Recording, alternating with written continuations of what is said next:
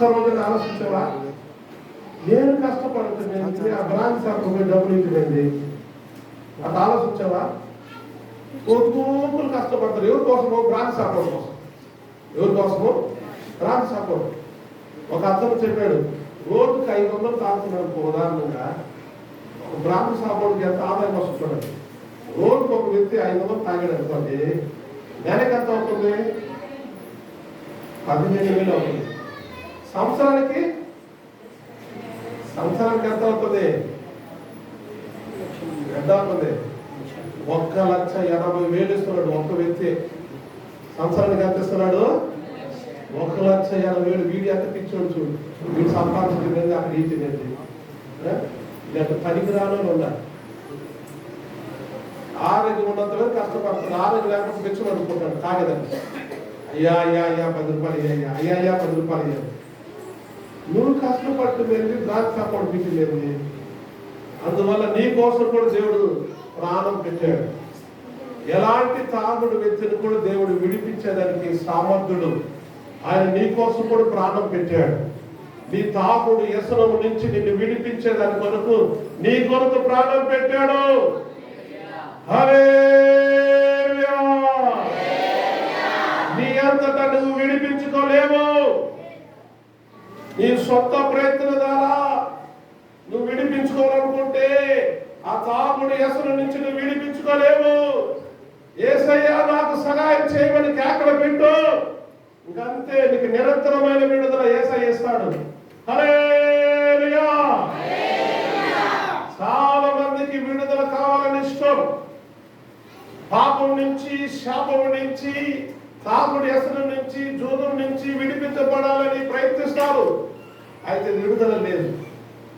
విడుదల ఈయనే ఇస్తాడు. కుమారుడు మిమ్మల్ని సుఖతుడుగా చేస్తే మీరు సుఖతులు అవుతారు, మీరు విడిపించబడతారు.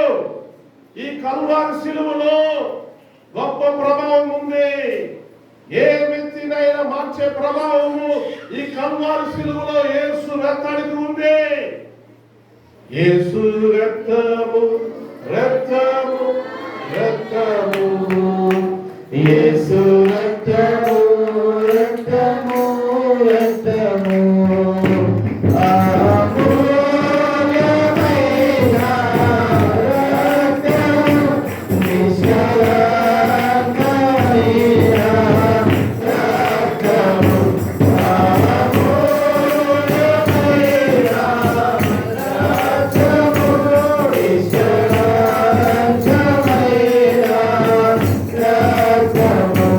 యేసు రక్తము రక్తము రక్తము, యేసు రక్తము రక్తము రక్తము, మనసాక్షిని శుద్ధి చేయును మన యేసయ్య రక్తము, మనసాక్షిని శుద్ధి చేయును మన యేసయ్య రక్తము, మన శిక్షను గ్రహించెను,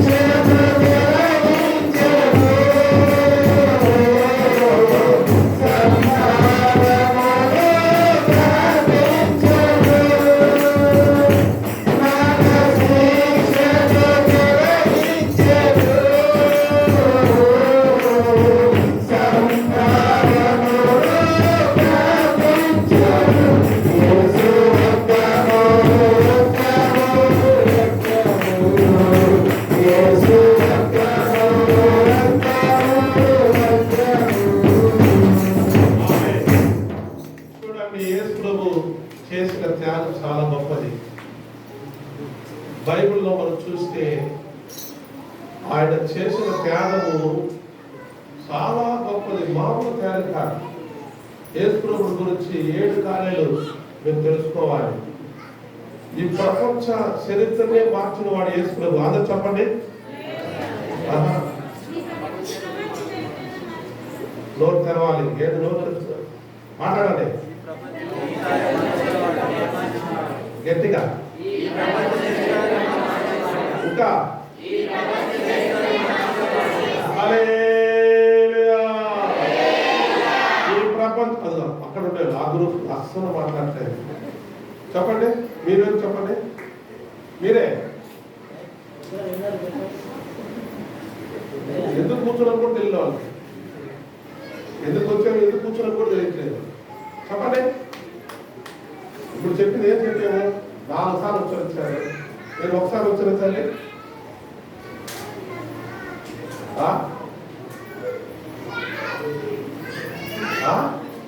చూడ అలా కూర్చొని వాళ్ళు ఎందుకు కూర్చొని వాళ్ళకే తెలియట్లేదు.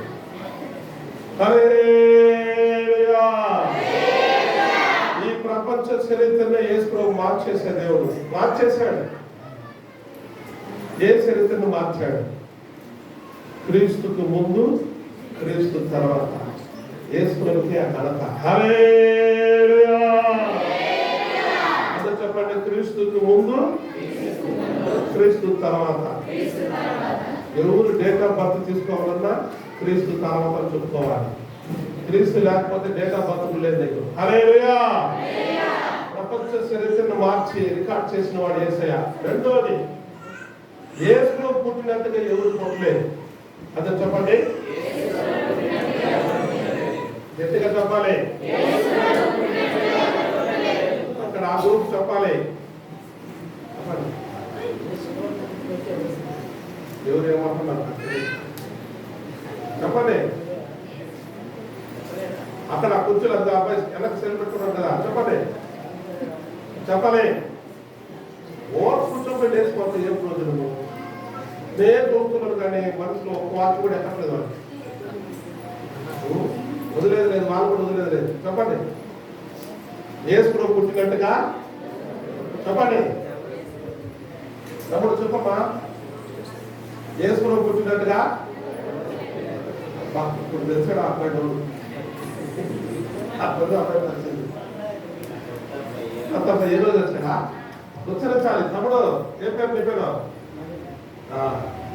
అందరూ ఉచ్చరించాలి. యేసు ప్రభు పుట్టినట్టుగా అందరు గట్టిగా. ఆయన చరిత్ర సృష్టించినట్టుగా ఎవరు సృష్టించలేదు. నెంబర్ 1. నెంబర్ 2, యేసు ప్రభు పుట్టినట్టుగా ఎవరు పుట్టలేదు. హల్లెలూయా. ఎందుకంటే యేసు ప్రభు పవిత్రమైన పుట్టుక. మరియమ్మ అంటది, నేను కూర్చుని ఎలాగని కాదా, ఇది ఎలాగ అవుతుంది? ఇది వైద్య శాస్త్రంలో కూడా అర్థం కావట్లేదు. గొప్ప మేధావులు కూడా అర్థం కావట్లేదు. యేసు ప్రభు ఇలా పుట్టాడంటే వాళ్ళు నమ్మట్లేదు. ఇది ఇలాంటి పుట్టుక లేదు కదా, పురుషుడు లేకుండా ఒక పుట్టుక లేదు కదా, చరిత్రలో ఇలాంటి పుట్టుక లేదు కదా, ఇలాగ ఎవరు పుట్టలేదు కదా అని చాలా మంది నమ్మట్లేదు. యేసు ప్రభు పుట్టినట్టుగా ఎవరు పుట్టలేదు. ఆయన పుట్టుక తల్లి గర్భములోనే పరిశుద్ధాత్మతో నింపబడ్డాడు. పరిశుద్ధాత్మ ద్వారా ఆయన గర్భం ధరించబడ్డాడు. హల్లెలూయా. పురుషుని ఎరగని స్త్రీ, ఆయన కన్నికైన స్త్రీ ఆయన కన్నింది. అందువల్ల యేసు ప్రభు పుట్టినట్టుగా ఎవరు పుట్టలేదు. మూడోది చెప్పాలి, యేసు ప్రభు జీవించినట్టుగా ఎవరు జీవించలేదు. చెప్పాలి గట్టిగా. తెలుసా? చెప్పు చెప్పేది సార్.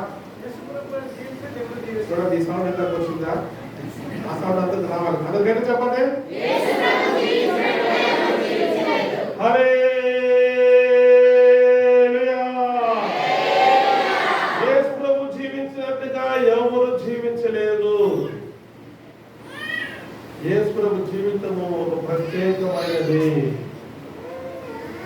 ఈ లోకములో ఆయన జీవించిన ఆయన కామ క్రోధం మదమార్చడం లేని బ్రహ్మచారుడు.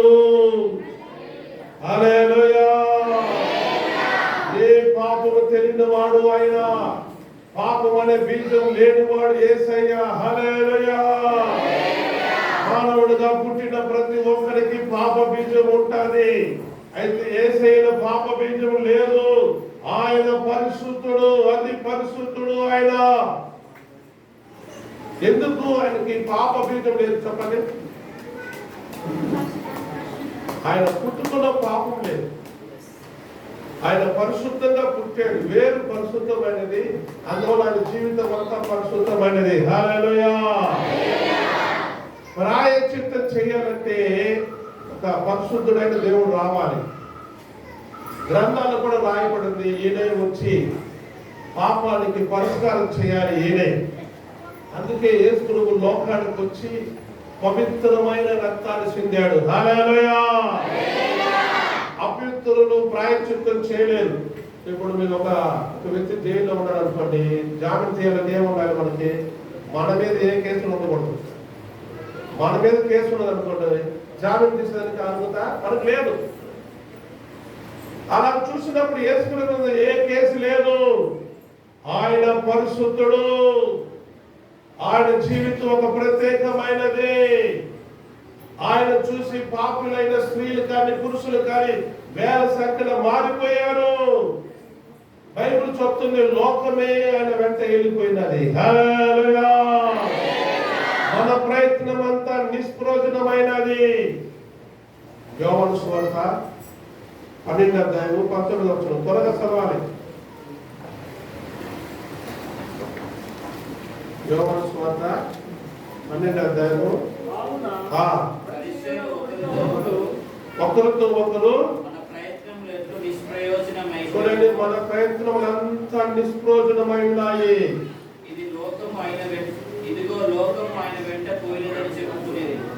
చూడండి, లోకము ఆయన వెంట పోయినది.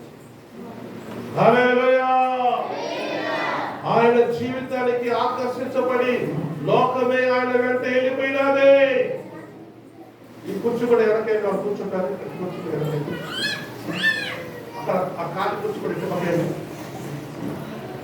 చూడండి, లోకమే ఆయన వెంట పోయినది. యేసు ప్రభువు వెంట లోకమే, ప్రపంచమే, ఆ రోజులో ఉన్న ఆ దేశమే ఆయన వెంట వెళ్ళిపోయినది. మన ప్రయత్నం అంతా నిష్ప్రయోజనం అయిపోయినది, ప్రయోజనం లేకుండా పోయింది. ఎందువల్ల అంటే ఆయన జీవితం అంత గొప్పది. అంతరంగములో కూడా పాపము లేనివాడు యేసయ్యా. హల్లెలూయా. అంతరంగములో కూడా పాపము లేనివాడు. అందుకే ఆ రోజు నుండి సమాధానం చూసి చెప్పాడు, నాలో పాపం ఉందని మీరు ఎవరైనా రుజువు చేయగలుగుతారా? పాపము లేని పరిశుద్ధుడు యేసు ప్రభువు. హల్లెలూయా. పాపము లేని పరిశుద్ధుడు. జన్మ పాపం లేదు, కర్మ పాపం లేదు.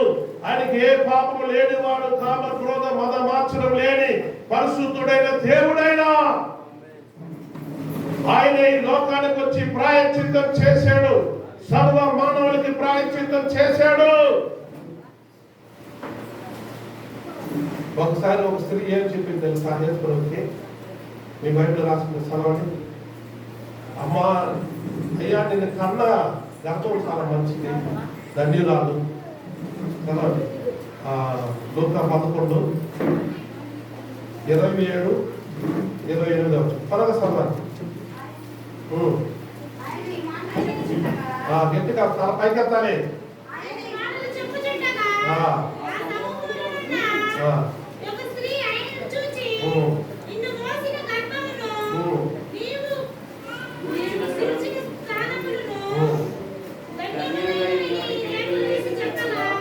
ఆయన అవును గాని దేవుడి వాక్యం విని దాని కైకొన్న వారు మరీ ధన్యులు. చూడండి, దేవుడి వాక్యం విని దాని కైకొన్న వారు మరీ ధన్యులు. అంటే మరియమ్మ కన్నా ధన్యులు ఎవరంటే దేవుడి వాక్యం విని వాటిని పాటించేవారు. హల్లెలూయా. ఇది మాకు ఒకటి చదవండి. ఇది మాక చదవండి. సిస్టర్ గారు మీరు చదవండి. చదవండి. లూకా 11:27-28 ఇంకా ఇటు వాక్యంలో చదవాలి.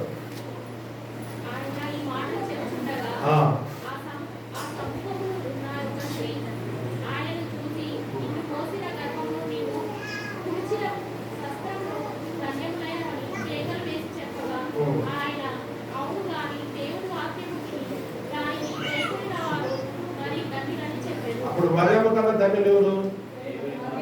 చెప్పాలి, మీరే చెప్పాలి సిస్టర్ గారు. దేవుడు మాటలు కైకొన్న వారి మరియమ్మ కన్నా ధన్యులు. హల్లెలూయా. హల్లెలూయా. మరియమ్మ కన్నా ధన్యులు ఎవరు చెప్పాలి? దేవుడు వాక్యం కైకొనకుండా ఉండవని మరియమ్మ పట్టుకుంటారు. మీరు బాగా తెలుసుకోవాలి.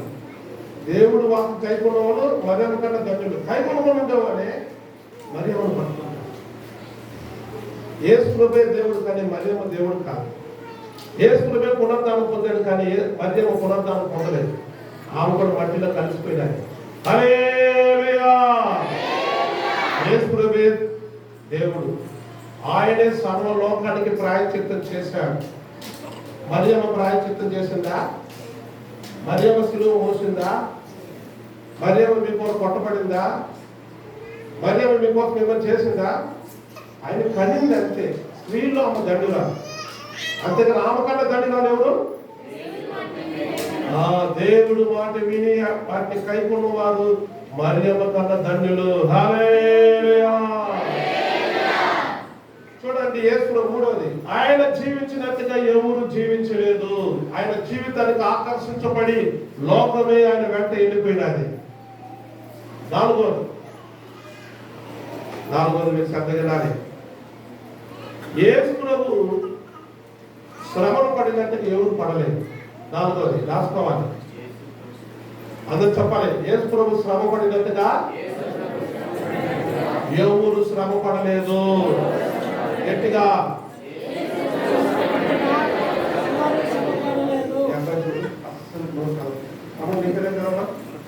కొత్తగా వచ్చాడా చెప్పి, కొత్తగా చెప్పి చెప్పినా సరే.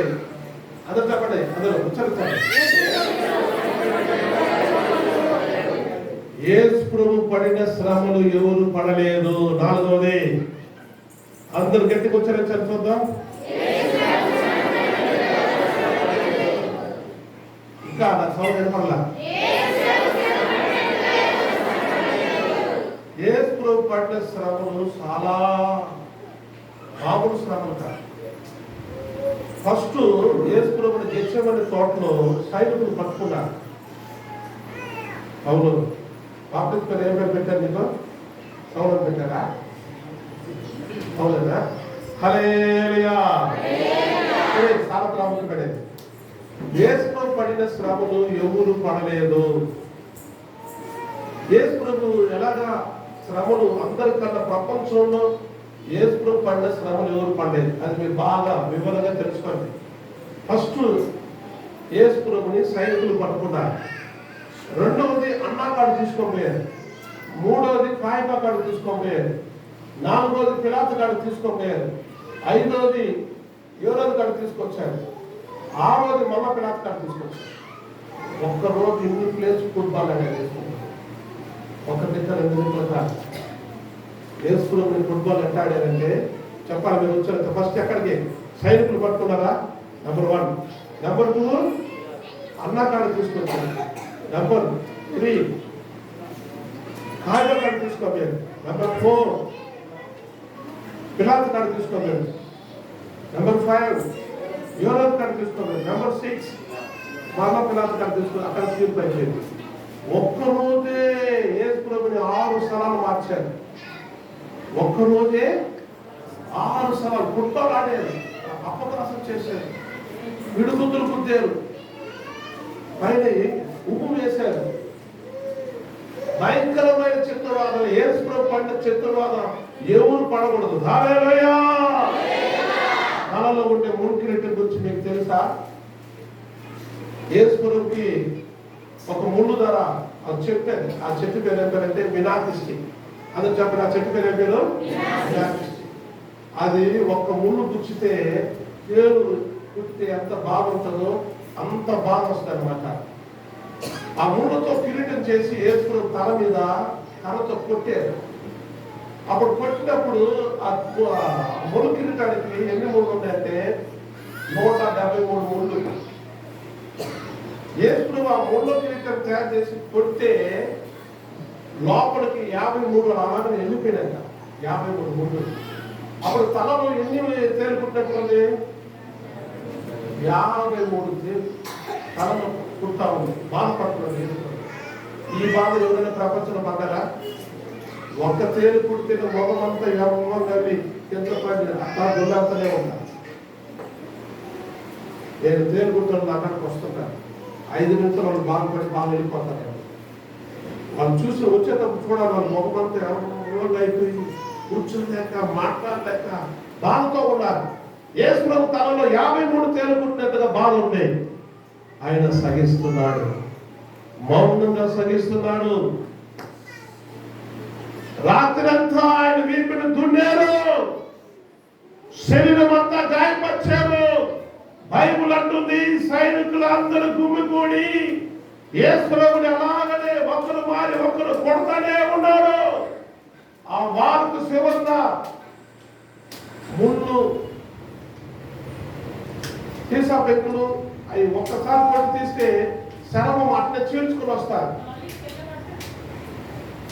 ఒక్కసారి కొట్టి అట్లా లాగితే సార్ శరమం చీల్చుకుని వస్తారు. రాత్రంతా కొట్టారంట యేసు. రాత్రంతా కొట్టారు.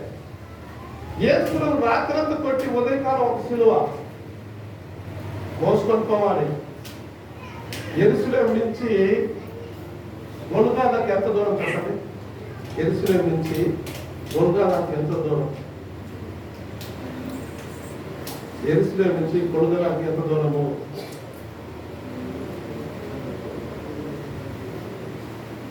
27 కిలోమీటర్లు. యేసు సిలువ మోసుకొని అంత దూరం నడిచిపోతా ఉన్నాడు. మోయలేక 3 సార్లు సిద్ధపడ్డాడు. అప్పుడే ఒక వ్యక్తిని సహాయం కోసం పిలిచారు. బలవంతంగా అతను మోపించారు. ఎందుకంటే దారులను యేసు ప్రభు చనిపోతున్నాడు అనుమానం వచ్చింది. యేసు ప్రభు సిలువ లాస్ట్ వరకు తీసుకోపోలేదు. అంత హింసించారు యేసు ప్రభు. అంత కొరడాలతో కొట్టి అధికారి నుంచి నడినెత్తి వరకు గాయాలే. ఈ గాయాలు నీ కొరకే, నా కొరకు, మన అందరి కొరకు, పరిష్కారం కొరకే యేసు ప్రభు ఇంత గాయాలు పడ్డారు. ఈ గాయాలు నొందుకపోతే మనకి సర్వ మానవులకి పరిష్కారం లేదు. పాపం నుంచి విడుదల లేదు, శాపం నుంచి విడుదల లేదు, ప్రపంచానికి పరిష్కారం లేదు. అందుకే యేసు ప్రభు ఏమంటారు? ప్రపంచ దేవుడు. యేసు ప్రభు ఏమంటారు? ప్రపంచ దేవుడు. హల్లెలూయా. యేసు ప్రభు పడిన శ్రమలు ఎవరు పడలేదండి. ఈ సిలువ మోసుకునేటప్పుడు శరీరం అంతా గాయాలు, రక్తం అంతా కారిపోతుంది. రక్తం అంతా కారిపోతుంది. చూడండి, ఈ అక్కడ పోయి మేకులతో కొట్టారు.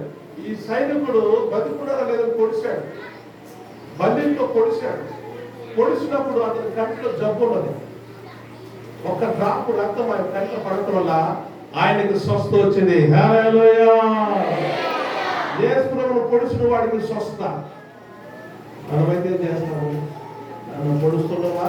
ఈ కళ్ళు ఇంకా గుడ్డిదైపోవాలి. ఈ కళ్ళు అయితే ఇంకా గుడ్డిదైపోవాలి. యేసు ప్రభువును పొడిచిన వాడికి కంట్లో జబ్బుంటే ఆ డ్రాప్ రక్తం పడి అతను బాధపడ్డాడు. హల్లెలూయా. మీరు బాగా తెలుసుకోవాలి, యేసు ప్రభువే మనందరి కొరకు చనిపోయాడు. కానీ ఏ నరుడు చనిపోలేదు, ఏ దేవత చనిపోలేదు, ఏ దేవుడు చనిపోలేదు. ప్రాయశ్చిత్తం చేసిన వాడు ఒక్కడే ఉన్నాడు, ఆయనే యేసు ప్రభువు.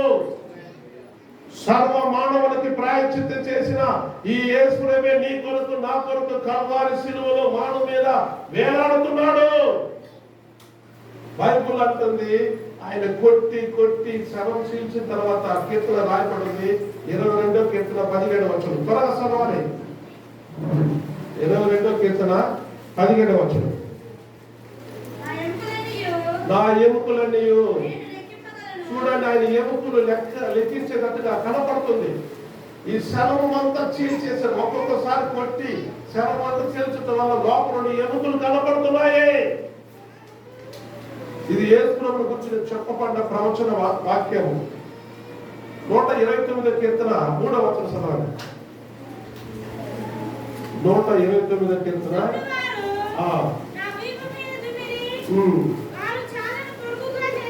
చూడండి, దున్నువారు ఏం చేశారు? నా వీటి మీద దున్నిది, చారలు పొడుగ్గా చేసిరి. దున్నేదానికి యేసు ప్రభువును వాడుకున్నారంట. రాత్రంతా కొట్టి ఆయన శరీరాన్ని దున్ని పడేశాడు. యేసుప్రభు పడిన శ్రమలు ఎవరు పడలేదండి. యేసుప్రభు సిలువలో యాగం చేసినట్టుగా ఈ ప్రపంచంలో ఎవరు చేయలేదండి. అందుకే యేసుప్రభు అంటే లక్షల ప్రజలు, కోట్ల ప్రజలు అలాగా ఆరాధించే దైవంగా ఉన్నాడు. హల్లెలూయా. నారాధనకు నీవే యోగ్యుడవయ్యా, నారాధనకు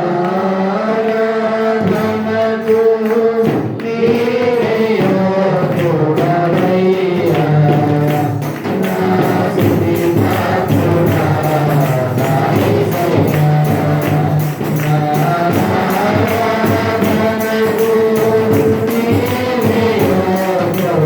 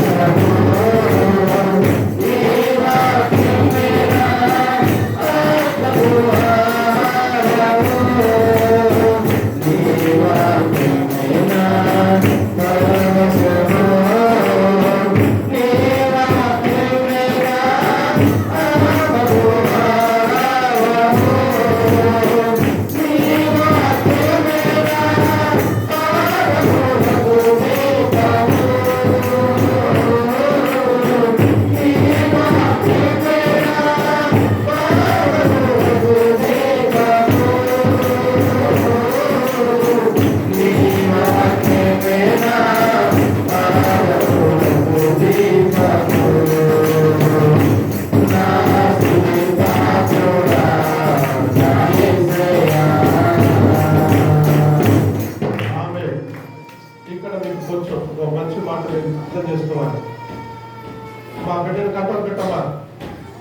ఇక్కడ చూడండి, బాప్తిస్మ యోహాను కూడా చాలా భక్తిపరుడు, చాలా త్యాగపరుడు. ఆయన కూడా బ్రహ్మచారుడు. అయితే ఇప్పుడు బాప్తిస్మ యోహాను దేవుడా? చెప్పండి. అందుకే మనుషులు దేవుడా కొలుస్తారని యేసుప్రభుకు ముందు ఆయన దేవుడు ఏం చేశాడండి? మరణించేదానికి సమర్పించేశాడు. ఆయనకని యేసుప్రభులా సిలువలు పట్టుబట్టి ఆయన కూడా ఏం చేస్తున్నాడు? యేసుప్రభు ఒక దేవుడు, యోహాను గారు ఒక దేవుడు. మీరు బాగా తెలుసుకోవాలి. చాలా మంది ఇంకా గుడ్డితనంలో ఉన్నారు. మానవుడు ఎవడు దేవుడు కాదు, యేసుప్రభువే దేవుడు. ఏ నరుడు దేవుడు కాదు. మరియమ్మ యేసుప్రభు కన్నది తప్ప ఆమె దేవుడు కాదు. దేవుడు యేసుప్రభు మాత్రమే. దేవుడు చాలా మంది తెలియగా మరియమ్మని చాలా మంది పూజిస్తున్నారు. ఒకరిద్దరు కాదు, 100 కోట్ల మంది. రోమన్ క్యాథలిక్ ఎంతమంది? 100 కోట్ల మంది. ఒకరిద్దరు కాదు. అందరినీ అమాయకులను చేసి యేసుప్రభుని వదిలేసి మరియమ్మ దారిని యేసుప్రభు కాడికి పోవాలంట. ఎవరు దాకా పోవాలి? యేసుప్రభు గారు డైరెక్ట్ గా పోకూడదంట. ఎటు పోవాలి? మరియమ్మ మనందరి కోసం ప్రాయశ్చిత్తం చేయలేదు. మీరు అందరూ అర్థం చేసుకోవాలి. కానీ అంతే. స్త్రీలో ఆమె ధన్యురాలు. వాక్యం కైకొన్నవాడు ఆమె కన్నా ధన్యురాడు. హల్లెలూయా. ఇక్కడ మనం బాగా తెలుసుకోవాలి. యేసుప్రభువే దేవుడు. యేసుప్రభువే అందరి కొరకు ప్రాయశ్చిత్తం చేశాడు. ఆయన్నే మనం పూజించాలి. ఈయనే చూడండి, ఆయన పడిన శ్రమలు ఎవరు పడలేదు. నీ పాపాలు ఎవరు మోసింది? యేసుప్రభువే. లోక పాపం మోసుకొని పోయే గొర్రె పిల్ల. రాత్రంతా గెత్సేమనే తోటలో ప్రార్థన చేస్తున్నాడు యేసుప్రభు. అయ్యా, నీకు చిత్తమైతే ఈ పాత్రను తీసివేయి. ఆయన నా ఇష్టం కాదు. ఏ పాత్ర? ఒక్క క్షణంలోనే ప్రపంచ పాపాలను మోయిపోతున్నాడు సిలువలో యేసుప్రభు. హల్లెలూయా. ఒక్క క్షణంలోనే సిలువలో సర్వలోక పాపాలను మోయిపోతున్నాడు. అప్పుడు నా దేవా, నా దేవా, నన్ను ఎందుకు విడిచితివి? ఈ శ్రమలన్నీ యేసుప్రభు పెద్దలు అనుకోలేదండి. పన్నెండు దేవుడు క్షణములు వదిలేస్తాడు. తన పాపం మోసినప్పుడు అది యేసుప్రభు తట్టుకోలేని బాధ. అందుకోసం రాత్రి అంతా ప్రార్థన చేశాడు గెత్సేమనే తోటలో. చెమట రక్త బిందుగా కింద పడిపోయింది. చెమట ప్రార్థన చేసి అది రక్త బిందుగా కింద పడ్డదంట. ఎందుకు? ఒక క్షణములోనే లోక పాపను మోస్తాడు, ఒక క్షణములోనే తండ్రి దేవుడైన వదిలేస్తాడు. 2 మరణాలు యేసు ప్రభుకి. ఎన్ని మరణాలు? ఫస్ట్ ఏ మరణం జరిగింది చెప్పాలి? 2 మరణాలు జరిగింది. ఫస్ట్ ఆదాము చూడండి, ఇక్కడ పండు తిట్టడం వల్ల ఏమైపోయాడు? ఫస్ట్ ఆత్మలో చనిపోయాడు. రెండోది 930 సంవత్సరాల తర్వాత శరీరంగా చనిపోయాడు. మానవుడికి 2 మరణాలు ఉన్నాయి. ఒకటి ఆత్మ జీవితంలో నష్టపడినప్పుడు ఆత్మ మరణం జరుగుతుంది, రెండోది శరీర మరణం జరుగుతుంది. అలాగనే యేసు ప్రభు మానవుడి కోసం 2 మరణాలు అనుభవించాడు. హల్లెలూయా! పాపం మానవుడు పాపం మోసినప్పుడు అప్పుడు ఒక మరణం జరిగింది. అందుకే ఆ కేకలు వేస్తున్నాడు, నా దేవా నన్ను ఎందుకు విడిచితివే. అప్పుడే ఆ కేక మరణం, అది మరణ కేక. అది హల్లెలూయా! రెండోది ఆయన ఆత్మ అప్పగించి పూర్ణంగా చనిపోయాడు. ఇది 2 మరణాలు శిలువలో దేవుడు అనుభవించాడు. ఈ 2 మరణం మీద మనకు విజయం ఇచ్చేదాని కొరకు దేవుడు మన కొరకు ప్రాయశ్చిత్తం చేశాడు. హల్లెలూయా! ధర్మశాస్త్రం ఏది చేయలేదు, దేవుడే దిగి వచ్చి పరిశుద్ధమైన జీవితం సాధన చేసి మన కోసం ప్రాయశ్చిత్తం చేశాడు. హల్లెలూయా! సంపూర్ణమైన పరిహారము, సంపూర్ణమైన ప్రాయశ్చిత్తం యేసు ప్రభు చేశాడు. ఆయన శ్రమ పడినట్టుగా ఎవరు శ్రమ పడలేదు. ఏ దేవుడైనా, ఏ మానవుడైనా, ఏ దేవత అయినా నీ కొరకు చనిపోయిందా? ఎవరైనా నీ కొరకు చనిపోయారా? ఈయన నీ కొరకు చనిపోయాడు. హల్లెలూయా! సర్వ మానవుల కొరకు ఈయన ప్రాయశ్చిత్తం చేశాడు. యేసు ప్రభు చనిపోయిన తర్వాత ఎంతమంది చనిపోయారు తెలుసా? యేసు ప్రభు కోసము 5 కోట్ల మంది చంపబడ్డారు. 5 కోట్ల మంది. ఈయన కోసం చంపబడినట్టుగా ప్రపంచంలో ఎవరు సాగలేదండి. యేసు ప్రభు కొరకు ఎన్నో కోట్ల మంది చచ్చిపోతున్నారు. ఎందుకంటే ఈయన త్యాగం మాట్లాడింది, ఈయన ప్రేమ అలాంటిది. హల్లెలూయా! సరే, యేసు ప్రభు మరణించినట్టుగా ఎవరు మరణించలేదు. ఇది రెండవది. ఎవరు రెండోది అంటున్నారు? 5దా? అందరు చెప్పండి. యేసు ప్రభు మరణించినట్టుగా చెప్పాలి, గట్టిగా చెప్పాలి. యేసు ప్రభు మరణించినట్టుగా ఎవరు మరణించలేదు. యేసు ప్రభు మరణించినట్టుగా ఎవరు మరణించలేదు. హల్లెలూయా! యేసు ప్రభుకి తన కార్యాలన్నీ ముందే తెలుసు. ఆయన కరెక్ట్గా ఎప్పుడు చనిపోతాడు అన్ని ముందే తెలుసు ఆయన. ఎందుకంటే ఆయన దేవుడు. హల్లెలూయా! ఆయన ఎప్పుడు చనిపోతాడు, ఎప్పుడు ప్రాణం పోతాడు. బైబిల్లో చక్కని మాట ఉంది, నా ప్రాణం నేను పెట్టేదానికి నాకు అధికారం ఉంది, దాన్ని మరలా తీసుకోవడానికి నాకు అధికారం ఉంది. దేవుడు ఆయన ప్రాణం ఎవరు తీసేయలేదు. పిలాతు అంటాడు, నిన్ను విడిపించేదానికి నాకు అధికారం ఉంది, నిన్ను సులువులు కొట్టేదానికి నాకు అధికారం. నీకెవరు అధికారం? నా దేవుడు నీకు అధికారం ఇస్తేనే నీకు అధికారము. హల్లెలూయా! దేవుడు అనుమతించకపోతే, కన్యక దేవుడు అనుమతించకపోతే నా మీద నీకు ఏ అధికారం లేదు. హల్లెలూయా! ఆయన ప్రాణం పెట్టేదానికి ఆయనకు అధికారం ఉంది, ప్రాణం తీసుకోవడానికి ఆయనకు అధికారం ఉంది. యేసు ప్రభు మరణాల గురించి ఆయనకు అన్ని ఫస్ట్ తెలుసు. అంతకుముందు ఎన్నో మరణాలు వచ్చినాయి. లూకాసు వార్తలో మీరు చూసినప్పుడు ఆయన్ని కొండ మీద తీసుకొని తల కింద వేయాలనుకున్నారు. ఇంకొక స్థలంలో చూసినప్పుడు యేసు ప్రభు దేవుడు కుమారుడు అంటే వాళ్ళు రాళ్ళతో కొట్టాలనుకున్నారు. అక్కడ కూడా దేవుడు పక్కకు పోయాడు. ఎన్నో మరణాలు వచ్చినా అవన్నీ దేవుడి చిత్తము కాదు. ఆయన శిలువను ప్రాయశ్చిత్తం చేసేది దేవుడి చిత్తం. ఆయన మరణము దేవుడి చిత్తములలో ఉన్నది. అందుకే ఆయన మరణించినప్పుడు ఎవరు మరణించలేదు. ఆయన మరణం ఆయనకు ముందే తెలుసు. హల్లెలూయా! ఆయన మరణిస్తాడని ఆయనకు ముందే తెలుసు. మీ మరణం మీకు ముందే తెలుస్తుందా? యేసుకు అన్ని తెలుసు. ఎప్పుడు నేను మరణిస్తాను అని ఆయన బాగా తెలుసు. కరెక్ట్గా 3.5 సంవత్సరం ముగించేటప్పుడు ఆయన మరణిస్తారని ఆయన ముందే తెలుసు. ఆయన మరణించక ముందు ప్రభు పనిచ్చి నేను వెళ్ళిపోతున్నాను, నా తండ్రి కాడికి అంటున్నాడు. నేను వెళ్ళిపోతున్నాను, తండ్రి ఎక్కడ ఉన్నాడు అని వాళ్ళు డౌట్. ఆయన మరణానికి వచ్చానికి ముందే తెలుసు. ఆయన దేవుడు చిత్త ప్రకారంగానే మరణించాడు.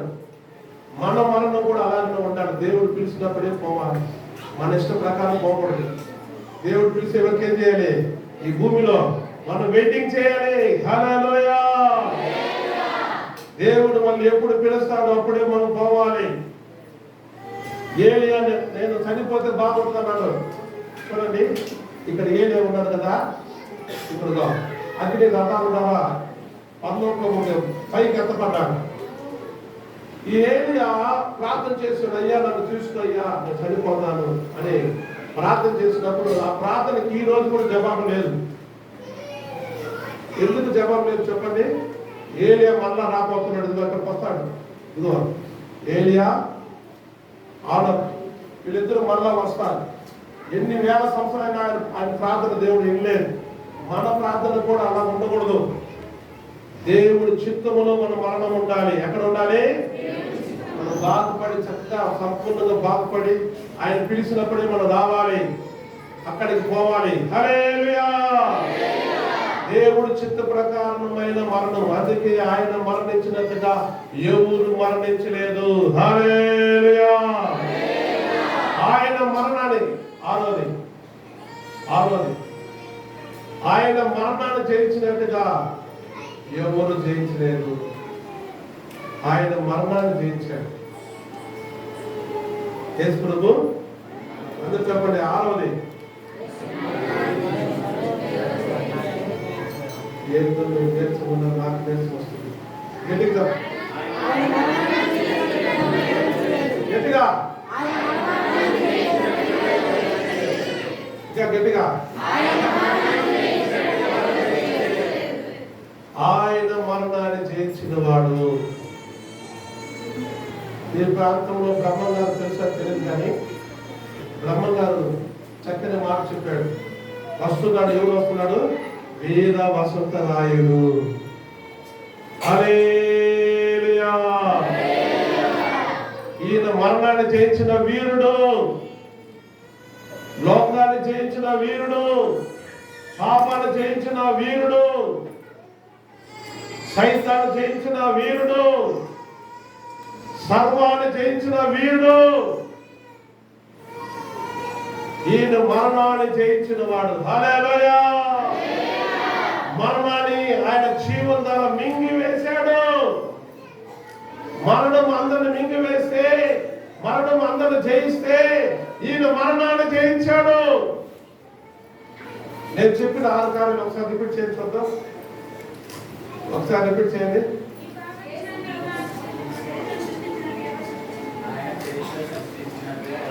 మైక్ తప్పండి.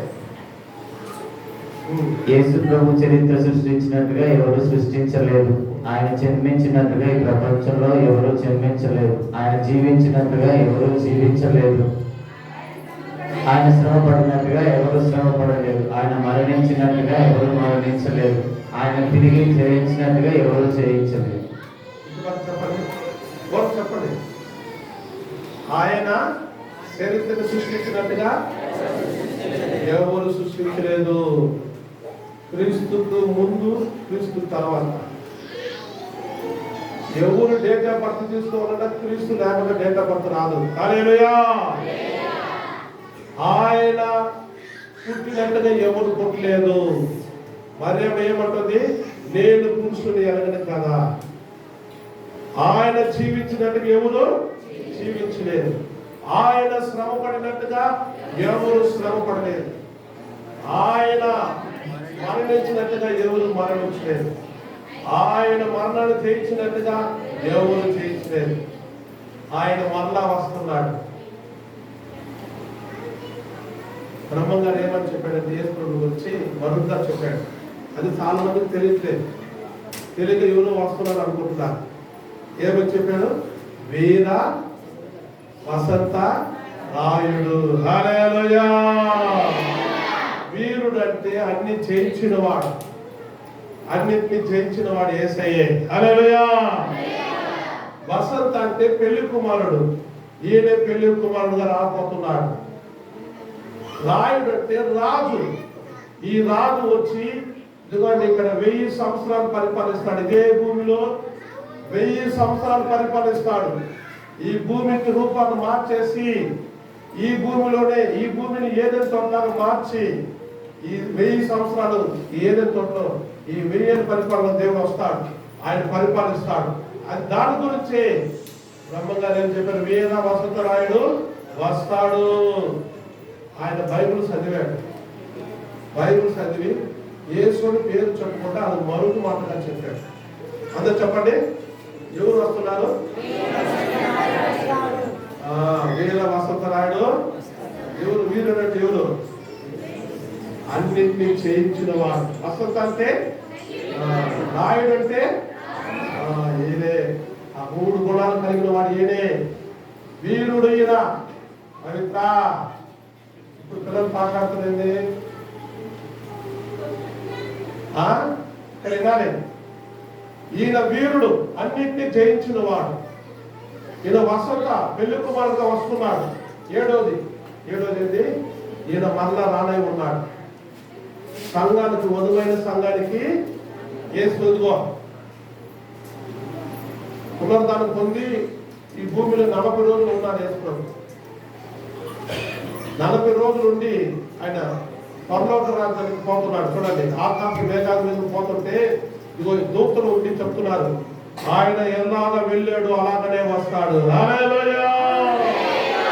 ఆయన ఎలాగ వెళ్ళాడు అలాగనే వస్తాడు. మీరు ఆకాశం వైపు చూడటమేది, ఆయన ఎలా వెళ్ళాడు అలాగనే వస్తాడు. 7 కార్యాలు యేసుప్రభువు గురించి. ఆయనలాగా మరణాన్ని జయించిన వారు లేరు, ఆయన మరలా రాబోతున్నాడు. చనిపోయిన వాళ్ళు మరలా వస్తారా? యేసుప్రభువు జయించాడు కనుక, యుగ యుగాలకు జీవిస్తున్నాడు కనుక ఆయన మరలా వస్తాడు. తన పెళ్లి కుమార్తె సంఘాల కోసం, సంపూర్ణంగా బాగుపడ్డ పరిశుద్ధుల కోసము ఆయన మరలా వస్తాడు. హల్లెలూయా. హల్లెలూయా. చూడండి, యేసు ప్రభు ఇక్కడ చిన్న మాట వినాలి, మీరు శ్రద్ధ వినాలి. ఈ భూమి కింద 4 స్థలాలు ఉన్నాయి. ఈ భూమి కింద యేసు ప్రభుకు ముందు ఇక్కడ భూమి కింద 4 స్థలాలు. ఇదిగో చూడండి, అబ్రహాము రొమ్ము, అబ్రహాము రొమ్ము అని ఇది ఒక పరదేశ స్థలం. ఇది తర్వాత ఇదిగోండి కట్టిక చీకటి, తర్వాత పాతాళము చూడండి, తర్వాత అగాధము. ఈ 4 స్థలాలు భూమి కింద ఉన్నాయి. పరిశుద్ధులు కూడా ఆ రోజులో యేసు ప్రభుకు ముందున్న పరిశుద్ధులు అబ్రహాము, ఈసాకు, యాకోబు, దావీదు, దానియేలు, వీళ్ళందరూ ఈ స్థలంలో ఉన్నారు. భూమి కింద ఆ స్థలం ఎక్కడ ఉన్నది? భూమి కింద ఉన్నది. యేసు ప్రభు చనిపోయిన తర్వాత ఈ స్థలాన్ని స్థిరపట్టుకొని నోవాహు కాలంలో అవిధేయులు వారికి సువార్త చెప్పి వాళ్ళ మానవలసుకుని వాళ్ళు పట్టుకొని అందరి స్థిరగా ఈ స్థలం మట్టు స్థిరపట్టుకొని వెళ్ళిపోయాడు దేవుడు. ఈ స్థలాన్ని తీసుకొని ఆకాశంలో పెట్టున్నాడు. హల్లెలూయా. ఇప్పుడు ఈ స్థలం లేదు భూమి కింద. ఈ 3 స్థలాలు ఇప్పుడు ఉన్నాయి. చనిపోయిన వాళ్ళందరూ ఇక్కడ చూడండి, కట్టిక చీకటికి పోతారు, పాతాళంలోకి వెళ్ళిపోతారు, అగాధంలోకి వెళ్ళిపోతారు. ఈ 3 స్థలాలు భూమి కింద ఉన్నాయి. రష్యా వాళ్ళు దేవుడే లేదని వారు పెద్ద లోయలాగా గుంట తోకొస్తే క్యాటలు ఎలా పడుతున్నట్ట భూమి కింద రికార్డ్ చేసి ప్రపంచం అంతా పంపారు. వాళ్ళే చెప్పారు, దేవుడు లేడన్న వారే నరకం ఉంది. ఇక్కడ 4000 చూడండి, దీని కింద పాతాళం ఉంది కదా, ఇక్కడ 4000 డిగ్రీ వేడి కలిగిన స్థలం అది. 250 డిగ్రీకి మనిషి ఇంకంత కరిగిపోతాడు. ఇక్కడ ఉండే డిగ్రీ వేడి 4000 డిగ్రీ వేడి ఉంది. ఇక్కడ పోయిన వెంటనే మనిషి చాలా బాధపడతాడు. అందువల్ల ఈ నరకానికి ఎవరు పోకూడదు.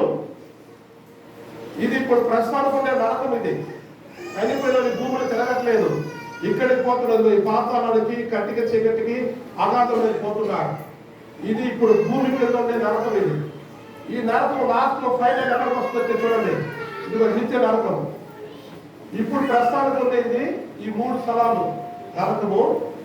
లాస్ట్ లో ఫైనల్ లో ఈ పాతాళము ఇవన్నీ ఇక్కడికి వచ్చేస్తాయి.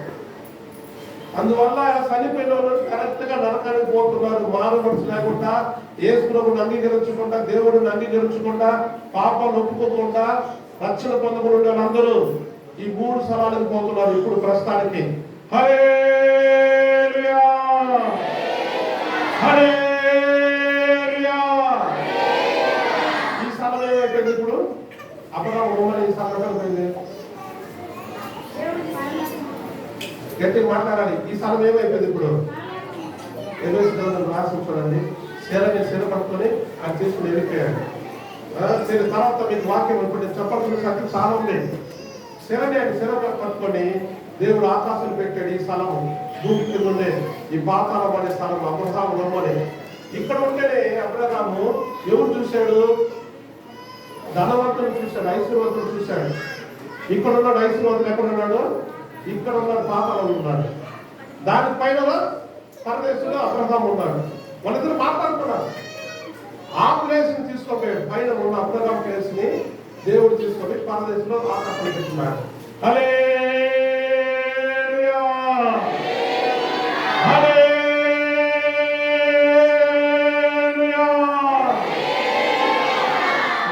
లూకాసు వార్త 16వ అధ్యాయము 26వ వచనం. అక్కడ పాతాళంలో ఉన్నాడు అబ్రహాము.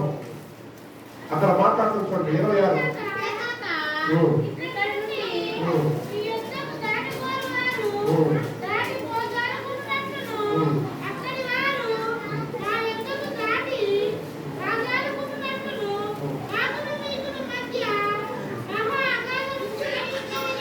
ఇదండి ఈ మధ్యలో గ్యాపే ఆధారము.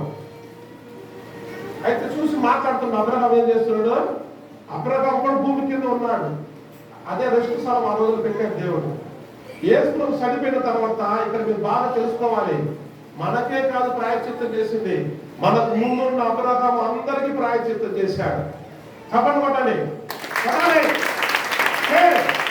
కొట్టాలి, బాగా కొట్టాలి. ఆమేన్. యేసు ప్రభు రక్తం కాచిన తర్వాతనే వీరి పాపాలు కూడా క్షమాపణ వచ్చింది. వీరు కూడా పాపాల నుంచి విడుదల వచ్చింది. అందుకే ఈ పరదేశం తీసుకొని ఆకాశంలో దేవుడు పెట్టాడు.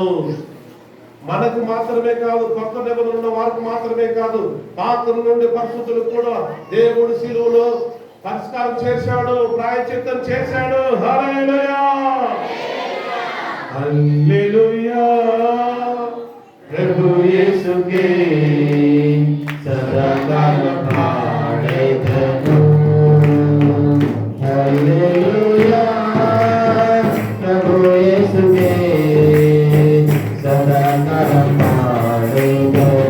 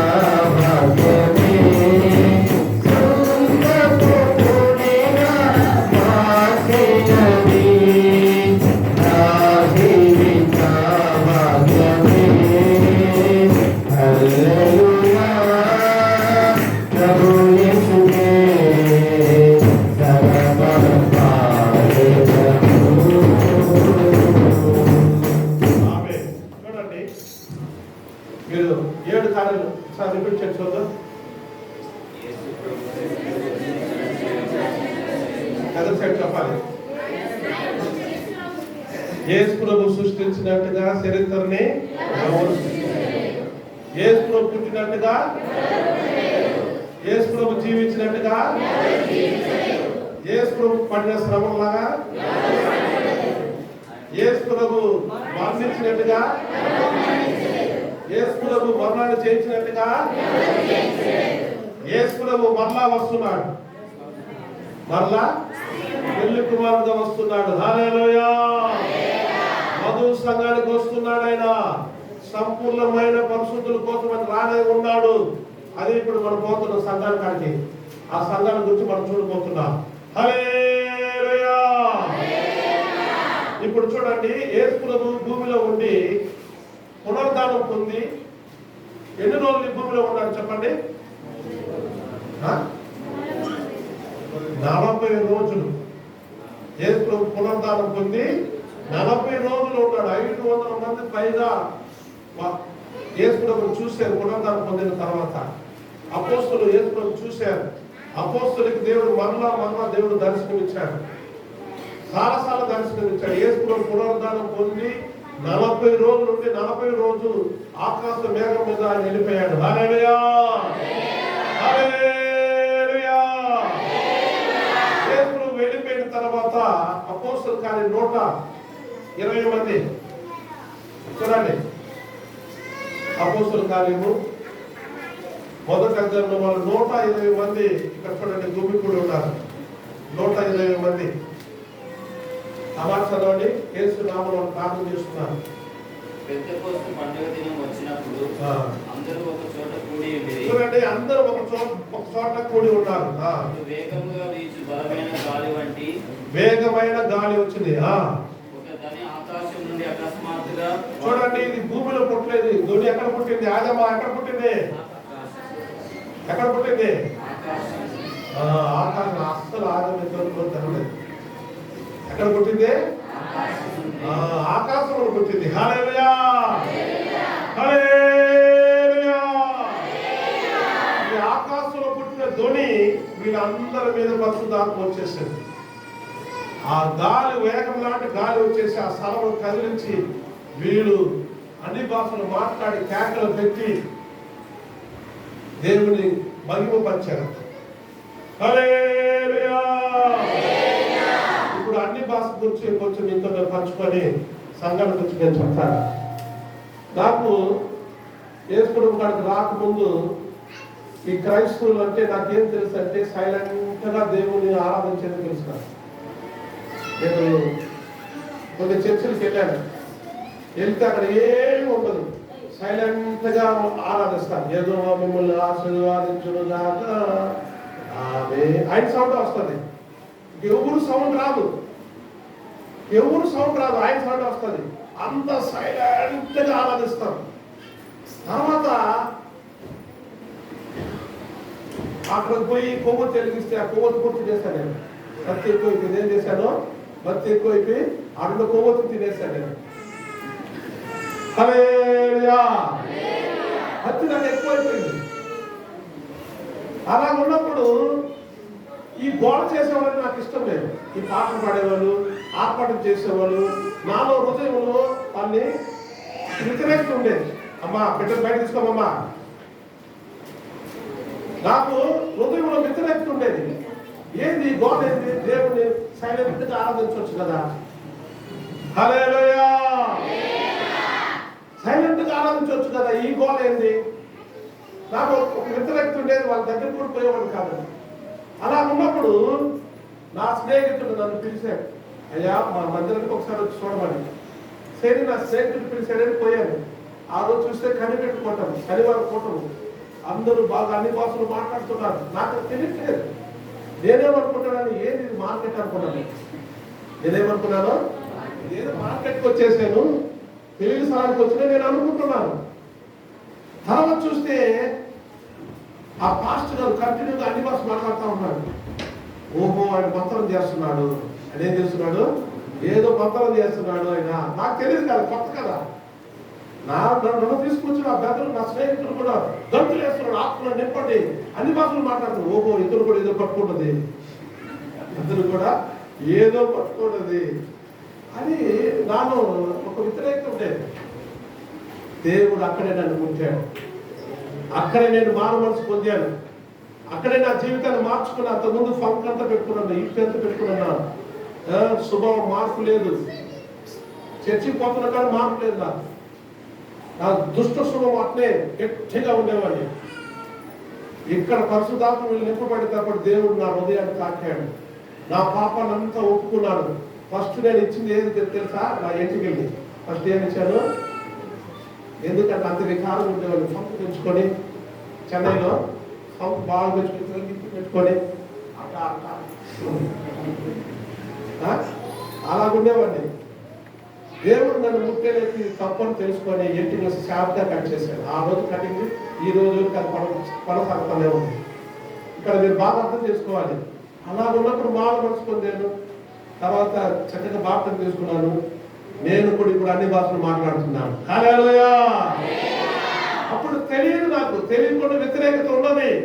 ఇప్పుడు తెలుసుకున్నాను. పరిశుద్ధాత్మ ప్రభావం తాగితే మామూలుగా కరెంట్ తాగితేనే కాక పడుతుంటే దేవుడు తాగినప్పుడు ఎందుకు కాక పట్టరా? మీరు బాగా అర్థం చేసుకోవాలి. ఒక జరిగిన ఒక సంఘటన, ఒక విలేజ్లో ఉన్న అమ్మాయిని ఒక సిటీలో ఉన్న అబ్బాయి వివాహం చేసుకున్నాడు. వివాహం చేసుకొని, అమ్మా మీకు చెప్పింది మీకు అర్థం కావట్లేదా? పిల్లలు ఎడితే బయట తీసుకోమని చెప్పాను. ఎవరది? పవిత్ర పుత్ర. హల్లెలూయా. బయట తీసుకోమని భాగ్యమ్మా, బయట తీసుకోపో. భాగ్యమల్లి బయట తీసుకోపో. సరే మీరు వినాలి. చూడండి, ఒక సిటీలో ఉండే ఒక అబ్బాయి విలేజ్లో ఉండే ఒక అమ్మాయిని పెళ్లి చేసుకున్నాడు. పెళ్లి చేసుకున్న తర్వాత కొత్త పెళ్లి అయిన కదా పాలు తిరుగుతా ఉన్నారు. ఒకరోజు సాయంత్రం పూట ఒక 8 గంటలకు అక్కడ పార్కు పోయారు. అక్కడ లైట్లు అనే రంగురంగు లైట్లు, చక్కగా పాటలు అవన్నీ చూసరికి ఈ అమ్మాయికి భలే ఆశ్చర్యంగా బాగా నింపుతా ఉంది. ఆ లైట్లు అవన్నీ మ్యూజిక్లు అన్ని చూసేసరికి ఈ అమ్మాయి చాలా ఆనందంగా ఉంది. లాస్ట్ అక్కడ తిరిగి వస్తుంటే జనరల్ కట్టుకు వచ్చేది గోడ బాగలేదన్నది. ఎక్కడికి వచ్చేసరికి ఈ జనరల్ కట్టుకు వచ్చేది గోడ బాగలేదన్నది. ఆ జనరల్ ఆఫ్ వేస్తే అక్కడ చీకటి అయిపోయింది. అన్ని భాషలు మాట్లాడకపోతే అంతే చీకటే. హల్లెలూయా. జనరల్ అక్కడ గడగడ నాడితేనే ఇవన్నీ కరెక్ట్గా చక్కగా జరుగుతూ ఉంటాయి. లైట్లు బాగా వెలుగుతాయి, జీవితం బాగుంటుంది. ఆ జనరల్ ఆఫ్ వేస్తే ఇంకా చీకటే. అలాగే అన్ని భాషలు మాట్లాడాలి. అది ఎవరు మీరు వ్యతిరేకించబాకండి, మీ హృదయంలో కూడా వ్యతిరేకించబాకండి. అది దేవుడి కృప, దేవుడి ప్రభావం. హల్లెలూయా. చూడండి, ఇక్కడ మనం స్త్రీని గురించి చూడబోతున్నాం. సంఘం అంటే చాలా మందికి తెలియట్లేదు. నేను త్వరగా చెప్పాలి, టైం లేదు. ఈరోజు కొంచెం లేట్ అయినా మీరు కూర్చోండి. చూడండి, ప్రకటన గ్రంథము 6వది. ఏ కాలం ఇది? దూతల కాలము, పాపం ఎరగని కాలము, మనసాక్షి కాలము, ధర్మశాస్త్ర కాలము, మధ్య కాలము. ఇప్పుడు ఎక్కడ ఏ కాలానికి వచ్చాము? కృపాకాలానికి వచ్చాము. ప్రకటన గ్రంథము 12వ అధ్యాయము 1 నుంచి. అప్పుడు పరలోకమందు ఒక గొప్ప సూచన. చూడండి, పరలోకమందు ఒక గొప్ప సూచన కనపడేను. అది ఏదనగా సూర్యుని ధరించుకున్న యొక్క స్త్రీ. చూడండి, ఈ స్త్రీ వెనక సూర్యుడు ఉన్నాడు. ఆమె పాదముల కింద చంద్రుడును, ఆమె పాదముల కింద చంద్రుడు ఉన్నాడు. శిరస్సు మీద 12 నక్షత్రముల కిరీటమును, ఆమె శిరస్సు మీద 12 నక్షత్రముల కిరీటం ఉన్నాడు. ఆమె గర్భిణి అయి ప్రసవ వేదన పడుచు ఆ నొప్పులకు కేకలు వేయించుండెను. అంతటా పరలోకమందు ఇంకొక సూచన కనపడేను. చూడండి, ఎర్రని మహాఘట సర్పము కనిపిస్తుందా మీకు? ఘట సర్పము, ఎర్రని ఘట సర్పం తెలుస్తుందా? సూర్యుడు ధరించుకున్న స్త్రీ ఈమె మీద నక్షత్రం ఉంది, నక్షత్రం కిరీటం ఉంది, కింద చంద్రుడు ఉన్నాడు. చూడండి, ఈ ఘట సర్పం ఎక్కడ ఉంది? ఈ సంఘానికి వ్యతిరేకంగానే ఉంది. నామకాలు కలిసిన సంఘాలు కాదు. ఈ అపోస్తులు ఉండే కాడము, కృపలో నిలబడిన సంఘము, సూర్యుడు ధరించుకున్న సంఘము, ఈ సర్పము తెలుసు. ఇక్కడే జయం పొందిన మగ శిశువు వస్తాడు. హల్లెలూయా, హల్లెలూయా. అందుకే ఇక్కడ ఎప్పుడు రెడీలో ఉంది, ఎప్పుడు మగ శిశువు పుడితే మింగేద్దామని. చదవండి. దానికి 7 తలలను, 7 తలలను, 10 కొమ్ములు ఉండేను. దాని తల మీద 7 కిరీటాలు ఉండేను.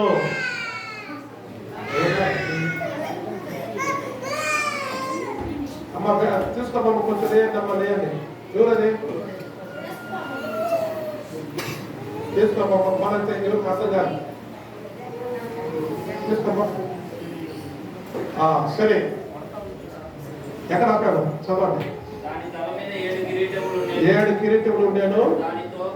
దాని తోక ఆకాశ నక్షత్రములో మూడో భాగం ఈడ్చి వాటిని భూమి మీద పడవేశాను. ఆ స్త్రీ కనగానే ఆమె శిశువును మింగివేయవలని ఆ ఘట సర్పము ఇది నిజమైన సంఘం ఎదుటనే నిలుస్తుంది. సర్పము అన్ని సంఘాలను పట్టించుకోదు. ఈ మగ శిశువు ఇదిగో చూడండి, ఆ శిశువు ఎక్కడికి ఎత్తపడింది అది కూడా చదవండి. ఆమె శిశువును మింగివేయవలెనని ఆ ఘట సర్పం స్త్రీ ఎదుట నిల్చుండాడు. సమస్త జనములను ఇనప దండముతో ఏలనై ఉన్న మగ శిశువు ఆమె కనగా ఆమె శిశువు దేవుని యొద్దకును ఆయన సింహాసనం వద్దకును హల్లెలూయా హల్లెలూయా హల్లెలూయా. ఇక్కడ చూడండి, సంఘం అంటే మీరు అర్థం చేసుకోవాలి. అన్ని సంఘాలు దేవుడి సంఘం అనుకోకూడదు. సంఘం అంటే కింద చంద్రుడు ఉండాలి, సూర్యుడు ధరించుకొని ఉండాలి, 12 నక్షత్రాల కిరీటం ఉండాలి. సంఘం అంటే ఏ ఒక్కడు ఇండివిజువల్గా చేసే సేవ కాదు. నామకార్థ క్రైస్తవులు చేసే సేవ కాదు. ఇక్కడ నిజమైన సంఘాన్ని దేవుడు పరిశుద్ధాత్మ గారు చెప్పాడు. దేవుడు ఇక్కడ ఆ స్త్రీయే సంఘం. ఈ స్త్రీయే ఈ మగ శిశువుని జయం పొందే సంతానం కలుగుతుంది అనమాట. ఈ సంతానం మింగేదానికి ఈ సర్పం ఇక్కడ ఉంది. హల్లెలూయా. ఈ సర్పానికి ఎన్ని తలలు ఉన్నాయి? ఈ సర్పానికి ఎన్ని కొమ్ములు ఉన్నాయి? ఈ సర్పానికి ఎన్ని కిరీటాలు ఉన్నాయి? 7 కిరీటాలు. హల్లెలూయా. ఈ 7 తలలు అనేది 7 కొండలు. 7 తల అంటే 7 కొండలు. ఈ 10 కొమ్ములు అనేది 10 రాజ్యాలు. హల్లెలూయా. ఇప్పుడు చూడండి, ఏ ఒక్క దేశము సొంతగా ప్రపంచాన్ని పరిపాలించలేకపోతుంది. రాజ్యాన్ని కలుపుకుంటుంది. ఈ రాజ్యాలను కలుపుకోవడానికే ఇప్పుడు ప్రయత్నం జరుగుతుంది. దేవుడి చిత్తమైతే శ్రమల కాలం, మహాశ్రమల కాలంలో వాటి గురించి మీకు వివరంగా చెప్తాను. ఇప్పుడు సంఘాల గురించి మనం చూద్దాం. చూడండి, 12 నక్షత్రాల కిరీటం అంటే ఏంది? ఈ స్త్రీకి సంఘానికి 12 నక్షత్రాల కిరీటం ఉండాలంట. ఆది అపోస్తుల ఉపదేశమునే మకుటముగా ధరించి ఉన్నాము. ఆది అపోస్తుల ఉపదేశమునే మకుటముగా ధరించి ఉన్నాము. కొత్త నిబంధన సంఘమే, కొత్త నిబంధన సంఘమే, కొత్త నిబంధన సంఘమే, కొత్త నిబంధన సంఘమే,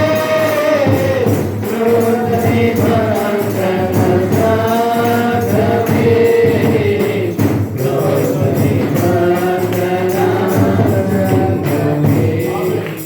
చూడండి, ఇక్కడ బాగా మీరు అర్థం చేసుకోవాలి.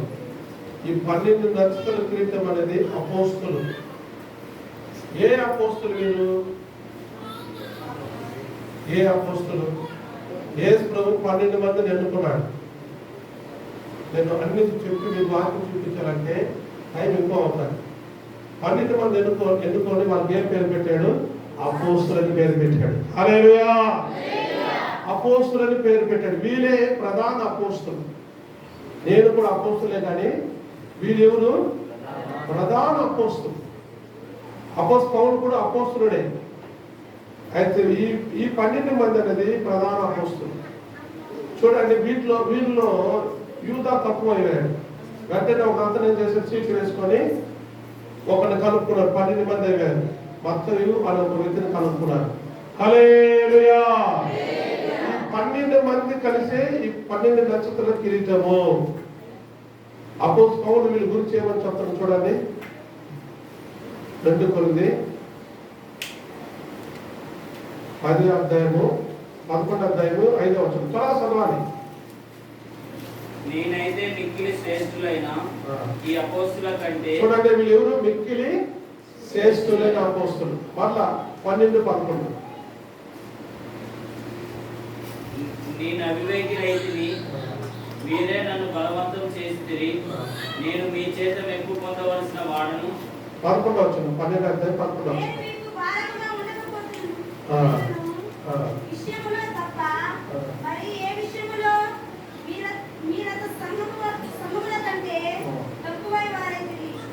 నేను ఏమాత్రం వాడిని కాకపోయినను మిక్కిలి శ్రేష్ఠులైన.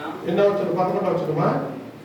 ఈ అపోస్తుల కంటే నేను ఏ విషయంలోనూ తక్కువ వాడను కాను. మిక్కిలి శ్రేష్ఠులైన ప్రధాన అపోస్తులు ఈ 12 మంది. వీళ్ళు ఒకరు దేవుణ్ణి చూపించడం వల్ల యూదాసు దారి తప్పిపోవడం వల్ల ఆ స్థలంలో ఒక అతన్ని చేర్చుకున్నారు. ఈ 12 నక్షత్రాలు కిరీటం అనేది ప్రధాన అపోస్తులు. అపోస్తులు అంటే ఎవరు? వాళ్ళ త్యాగం ఎలా ఉంటుంది? అపోస్తులు అంటే దేవుడి ద్వారా పిలువబడాలి. హల్లెలూయా. దేవుడు వాళ్ళని ఎన్నుకోవాలి. ఈ 12 మందిని దేవుడు ఎన్నుకున్నాడు. సొంతగా ఎవరు రాకూడదు దేవుడి సేవకి. దేవుడు ప్రత్యేకంగా పిలవాలి. అపోస్తులు అంటే దేవుడు ప్రత్యేకంగా పిలవాలి. పిలిచిన వారే అపోస్తులు అవుతారు. పిలిచిన వారికి త్యాగం కూడా కావాలి. ఎలాంటి త్యాగం కావాలి? మీ బైబిల్ చదివి చూడండి. ఎలాంటి త్యాగం కావాలని రాసింది. 4 రీతులుగా వాళ్ళు ప్రతిష్ఠించుకోవాలి. లూకాసు వార్త 14వ అధ్యాయము 26వ వచనం. త్వరగా చదవాలి, టైం లేదు మనకి.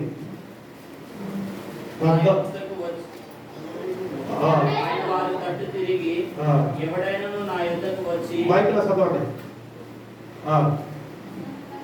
తన తండ్రిని, తల్లిని, భార్యను, పిల్లలను, అన్నదమ్ములను, అక్క చెల్లెలను, తన ప్రాణము సహా ద్వేషింపకుంటే వాడు నా శిష్యుడు కానేరడు. చూడండి, ఫస్ట్ ద్వేషించాలి. ఎవరిని? సొంత తల్లిదండ్రుల్ని, అన్నదమ్ముల్ని, వాళ్ళ మీద దేశం పెంచుకోవాలి. దేశం అంటే దేవుడి కోసం వాళ్ళు ఏం చేసుకోవాలి? మనం ప్రత్యేకించబడాలి. హల్లెలూయా. 33వ వచనం చదవండి. అక్కడే 14-33వ వచనం. ఆ ప్రకారమైతే మీలో తనకు కలిగిన ఇదంతయు విడిచిపెట్టని వాడు నా శిష్యుడు కానేరడు. చూడండి, వ్యతిరేకించింది వదిలిపెట్టాలి. ఏం చేయాలి? విడిచిపెట్టిందని ఏం చేయాలి? రెండోది విడిచిపెట్టాలి. ఫస్ట్ వ్యతిరేకించాలి. నాకు ఈ శరీర సంబంధమైన కుటుంబం వద్దు, ఆత్మ సంబంధమైన కుటుంబం కావాలని వ్యతిరేకించాలి. వ్యతిరేకించి దాన్ని ఏం చేయాలి? విడిచిపెట్టాలి. విడిచిపెట్టి దాన్ని ఏం చేయాలి? మర్చిపోవాలి. హల్లెలూయా, హల్లెలూయా. కీర్తన 45వ కీర్తన 10వ వచనం. 45వ కీర్తన 10-11 వచనం చదవండి. 10-11 వచనం.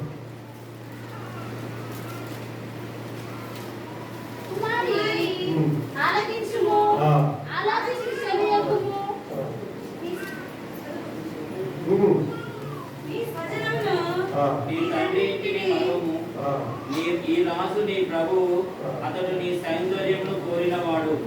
చూడండి, తండ్రి ఇంటిని, నీ సొంత జనాన్ని, తండ్రి ఇంటిని ఏం చేయాలట? మర్చిపోవాలి. హల్లెలూయా. ఫస్ట్ ఏం చేయాలి? దేశించాలి. రెండోది ఏం చేయాలి? విడిచిపెట్టాలి. మూడోది ఏం చేయాలి? మర్చిపోవాలి. చూడండి, ఇక్కడ చక్కగా మీరు తెలుసుకోవాలి. మా కుటుంబాన్ని నేను మర్చిపోయాను. మన తండ్రి చనిపోయి 3 నెలల తర్వాత నాకు తెలుసు. ఎవరో చెప్తేనే తెలిసింది. ఇంతవరకు మా ఇంట్లో ఉన్న ఫోన్ నెంబర్ కూడా నాకు లేదు. బాలసుందరం గారు ఏసాక అంతా తెలుసు. ఇంతవరకు అక్కడ ఒక బంధువులు వచ్చారా? ఎవరైనా మా బంధువులు వచ్చింది మీరు విన్నారా? ఇంతవరకు వాళ్ళు నేను ఎక్కడ ఉన్నా కూడా తెలియదు అని. అలాగే అపోస్తుల ప్రతిష్ట అనేది ఏం చేయాలి? దేశించాలి, విడిచిపెట్టాలి. విడిచిపెట్టింది ఏం చేయాలి? మర్చిపోవాలి. మా వదిలిని పట్టుకొని నేను అక్క అని పిలిచాను. ఏది నన్ను అక్క అని పిలుస్తున్నాను. ఈ మధ్యలో కనపడితే అక్క అని పిలుస్తాను. పెళ్ళిలా ఎంత పిల్లలు కూడా అర్థం కావట్లేదు, మర్చిపోయా కదా. అది త్యాగం అన్నది. సేవ అంటే ఊరం కాదు. ఏం దగ్గయ్యా అర్థమైందా? ఏదో వచ్చేసాను ఆటలు అవుతున్నాను అది కాదు సేవ. రైట్, ఇప్పుడు బాగా అర్థం చేసుకోవాలి. లాస్ట్ ఫైనల్ 4వది, సొంత తల్లి సహోదరులు వస్తే వీళ్ళు నా తల్లి కాదు నా సహోదరు కాదు యేసు ప్రభువు చెప్పాడు. ఇదే ఫైనల్. చదవండి మార్కు సువార్త. సువార్తలో 3 సువార్తలు ఉంది. మత్తయి సువార్తలో 12 అధ్యాయం ఉంది, మార్కు సువార్తలో 3 అధ్యాయం ఉంది, లూకా సువార్తలో కూడా ఉంది ఈ వాక్యం. 32వ వచనం చదవండి. 3వ అధ్యాయము 32వ వచనం. నీ తల్లియు నీ సహోదరులను వెలుపల ఉండి చూడండి నీ కోసము తల్లి సహోదరులు చెప్పగా ఆయన చూడండి సొంత తల్లి వచ్చింది. మరియమ్మతో ఆయన పిల్లలు వచ్చిన్నారు. యేసు ఇప్పుడు ఏమంటాడు చూడండి, మీ బైబిల్లో రాస్తుంది చూడండి. నా తల్లి నా సహోదరులు ఎవరని తన చుట్టూ కూర్చున్న వారిని కలయ చూసి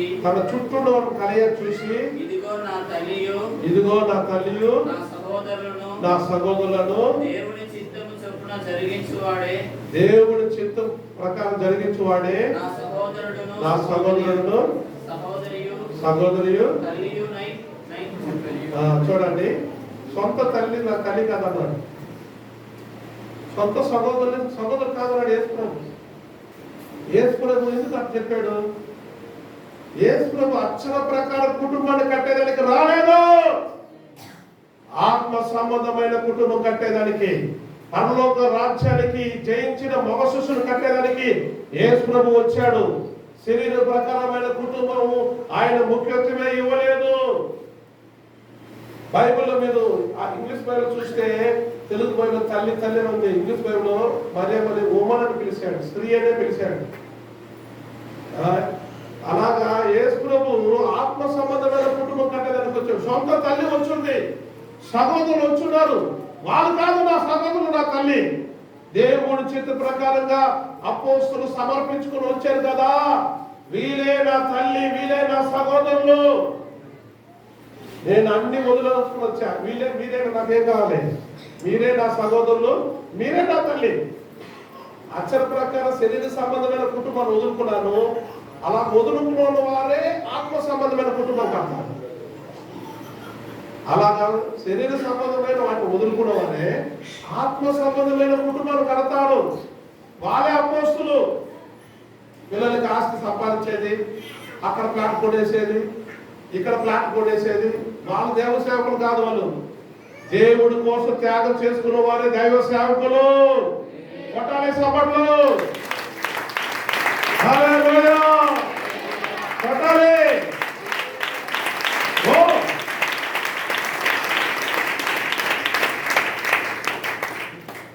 కృపలో నిలచిన సంగమే, కృపలో నిలచిన సంగమే, కృపలో నిలచిన సంగమే, కృపలో నిలచిన సంగమే, కృపలో నిలచిన సంగమే, కృపలో నిలచిన సంగమే.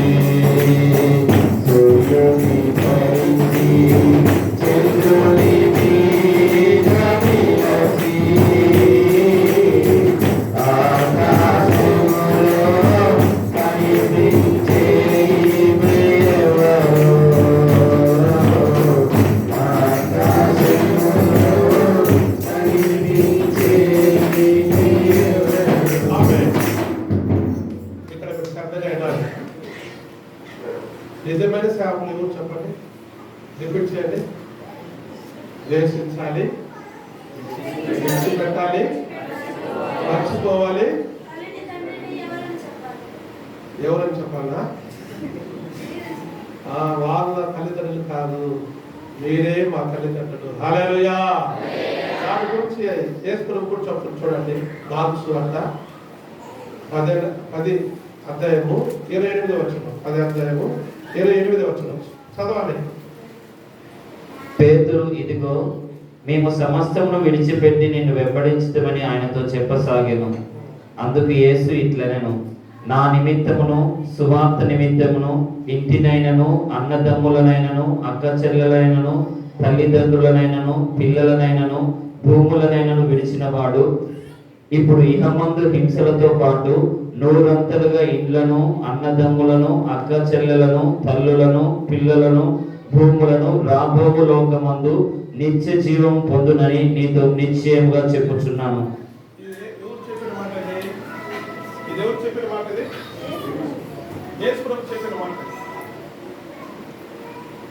ఇది యేసు ప్రభు చెప్పిన మాట. అన్ని విడిచిన వారు ఎలాగ ప్రతిఫలం పొందుతారు? 100 అంతలు. 100 అంతలు అంటే సంపూర్ణంగా. ఇప్పుడు నేను అన్ని వదులుకొని వచ్చేసాను, ఎక్కడికి పోయినా సొంత ఇల్లుగా ఉంటాను నేను. ఎక్కడికి పోయినా ఏ ఇల్లు చూసినా మన సొంత ఇల్లు. నాకన్నా ఒక కుటుంబం ఉంటే మీ కుటుంబం వేరు, నా కుటుంబం వేరు అనుకుంటా కదా. నా కుటుంబం లేదు కదా, అన్ని ఇల్లు నా సొంత ఇల్లే. హల్లెలూయా, అందరూ నా వారే. ఇక్కడ క్యాస్ట్ ఫీలింగ్ లేదు, భాష ఫీలింగ్ లేదు, దేశ ఫీలింగ్ లేదు.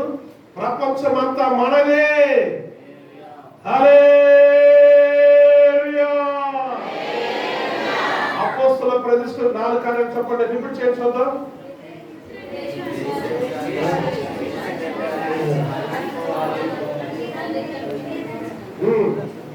సొంత తల్లిదండ్రులు వచ్చినప్పుడు ఏం చెప్పాలి? వాళ్ళు కాదు తల్లిదండ్రులు, వీరే. మీ వైపు చేయి చూపించాలి. ఇప్పుడు ఉదాహరణకు మా తల్లిదండ్రులు వచ్చినారు అనుకోండి, మా సహోదరులు వచ్చారు అనుకోండి, వాళ్ళు వస్తే ఇదేం చెప్పాలి? వాళ్ళు కాదు, మీరే. హల్లెలూయా. ఇంతవరకు మా ఇంట్లో ఉన్నంత ఎవరితో ఇంతవరకు ఫోన్ మాట్లాడడం లేదు. ఈ సేవకు వచ్చి 25 సంవత్సరాలు అయింది. నేను దేవుడిని నమ్ముకొని 30 సంవత్సరాలు కావస్తుంది. ఇంతవరకు ఫోన్ కానట్లేదు. వాళ్ళ ఫోన్ నెంబర్ కూడా నాకు తెలియదు. దానిలో కనిపిస్తే కూడా మాట్లాడేది చాలా కష్టపడతాను.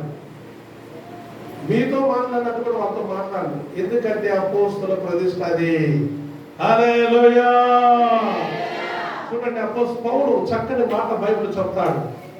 2 కొరింథీ 5 అధ్యాయము 16వ వచనం. 2 కొరింథీ 5 అధ్యాయము 16వ వచనం.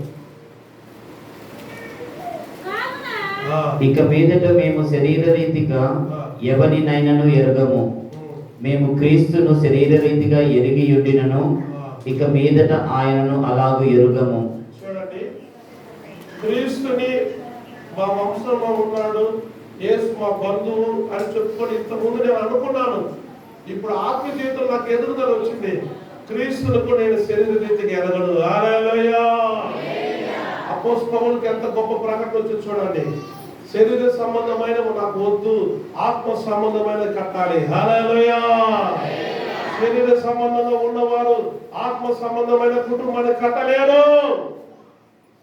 అందుకే ఈ అపోస్తలులు రుడిగా చెప్పేది ఏంటంటే, వేరే సంఘాలు మందిర దేవుడు రావడానికి ఎంత పనులు చెప్పేది. అందుకే అక్కడ త్యాగం ఉండదు, ఆత్మ సంబంధమైన జీవితం ఉండదు. అందువల్ల అక్కడ రూపించబడి జయించిన మగ శిశువు. అపోస్తలులు ఐక్యములు ఉండేవారే జయం పొందుతారు.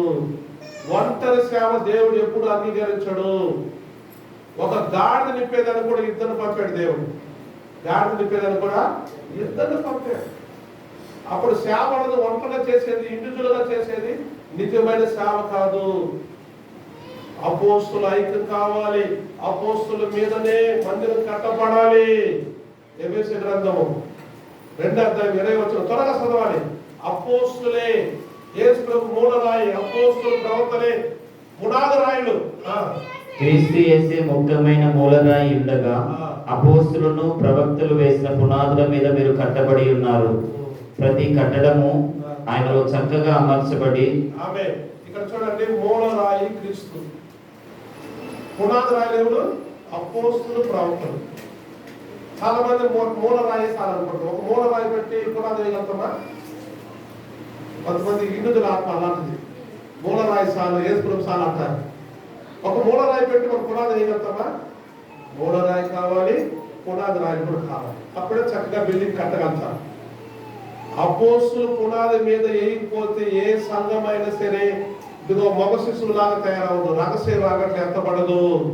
హల్లెలూయా, హల్లెలూయా. ఈ అపోస్తులు లోతుగా సంపూర్ణంగా దేవుడికి సమర్పించడం వల్ల బైబిల్లో ఉండే మర్మాలు వీళ్ళకే దేవుడు చూపిస్తాడు. కొరింథీ రాసిన పత్రిక రాసింది, దేవుడి రహస్యం అపోస్తుల ప్రవక్తలకు దేవుడు బయలుపరిచాడంట. సంఘం ఒక రహస్యము, సంఘం ఒక ఆ పునాది అపోస్తులకే దేవుడు బయలుపరిచాడు. మామూలు వ్యక్తులకి రహస్యాలు తెలియదు. ఈ సంపూర్ణమైన జీవితం ఒక రహస్యం తెలియదు. ఈ అపోస్తుల కాడికి వస్తేనే తెలుస్తుంది జీవితం అంటే ఏంది, సంపూర్ణత అంటే ఏంది, జై జీవితం అంటే ఏంది, అసలు జీవితం ఎలాగ జీవించాలి, ఎలాగ నలగొట్టబడాలి వాక్యం ద్వారా. ఈ అపోస్తుల కాడికి వస్తేనే తెలుస్తుంది. నేను ఇంకా చంద్రుడి గురించి చెప్పాలి, సూర్యుడి గురించి చెప్పాలి. చూడండి, సరే దేవుడి చిత్తమైతే ఇంకా అపోస్తుల గురించి లోతుగా మనం చూద్దాం. కింద చూడండి, చంద్రుడి మీద నిలబడి ఉంది. ఈ స్త్రీ ఎక్కడ నిలబడి ఉంది? చంద్రుడి మీద నిలబడి ఉంది. చంద్రుడు అంటే ఏం చెప్పండి? చంద్రుడికి సొంత వెలుగు లేదు. చంద్రుడికి సొంత వెలుగు లేదు. సూర్యుడు వెలుగుదాన్నే చంద్రుడు ప్రకాశిస్తాడు. దీన్ని బట్టి సూర్యుడు లేకపోతే చంద్రుడు లేడు, సూర్యుడు లేకపోతే చంద్రుడు లేడు. అప్పుడు సూర్యుడు వెలుగుదాన్నే చంద్రుడు చీకటే. ఇలాంటి చీకటే చంద్రుడు కూడా. సూర్యుడు వెలుగుదాన్నే చంద్రుడు వెలిగించబడుతున్నాడు. హల్లెలూయా. అలాగా మనకాడ నీతి, పవిత్రత, జ్ఞానము ఏమి లేని వారు దేవుడు కృప ద్వారా మనం వెలిగించబడుతున్నాము. కొట్టండి సపట్లు, కొట్టాలి, కొట్టాలి. ఆమేన్. దీనికి ఒక వాక్య బైబిల్ చదవండి. 1 కొరింథీ 1వ అధ్యాయము చివరి వాక్యం త్వరగా చదవాలి. ప్రభువు నందే ఆశీర్వదింపవలనని వ్రాయబడినట్లు నెరవేరినట్లు దేవుని మూలముగా ఆయన మనకు జ్ఞానమును, నీతియు, పరిశుద్ధతయు, విమోచనము నాయను. ఆయన మనకి ఎలా ఉంటుంది? జ్ఞానమును, నీతియు, పరిశుద్ధతయు, విమోచనము. అంతా ఆయనే. సూర్యుడు లేకపోతే చంద్రుడు లేడు.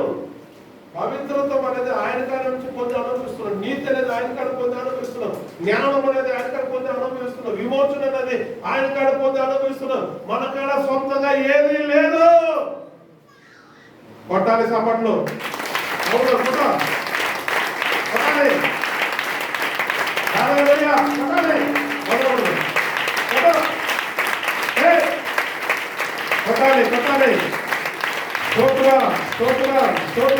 కొట్టాలి.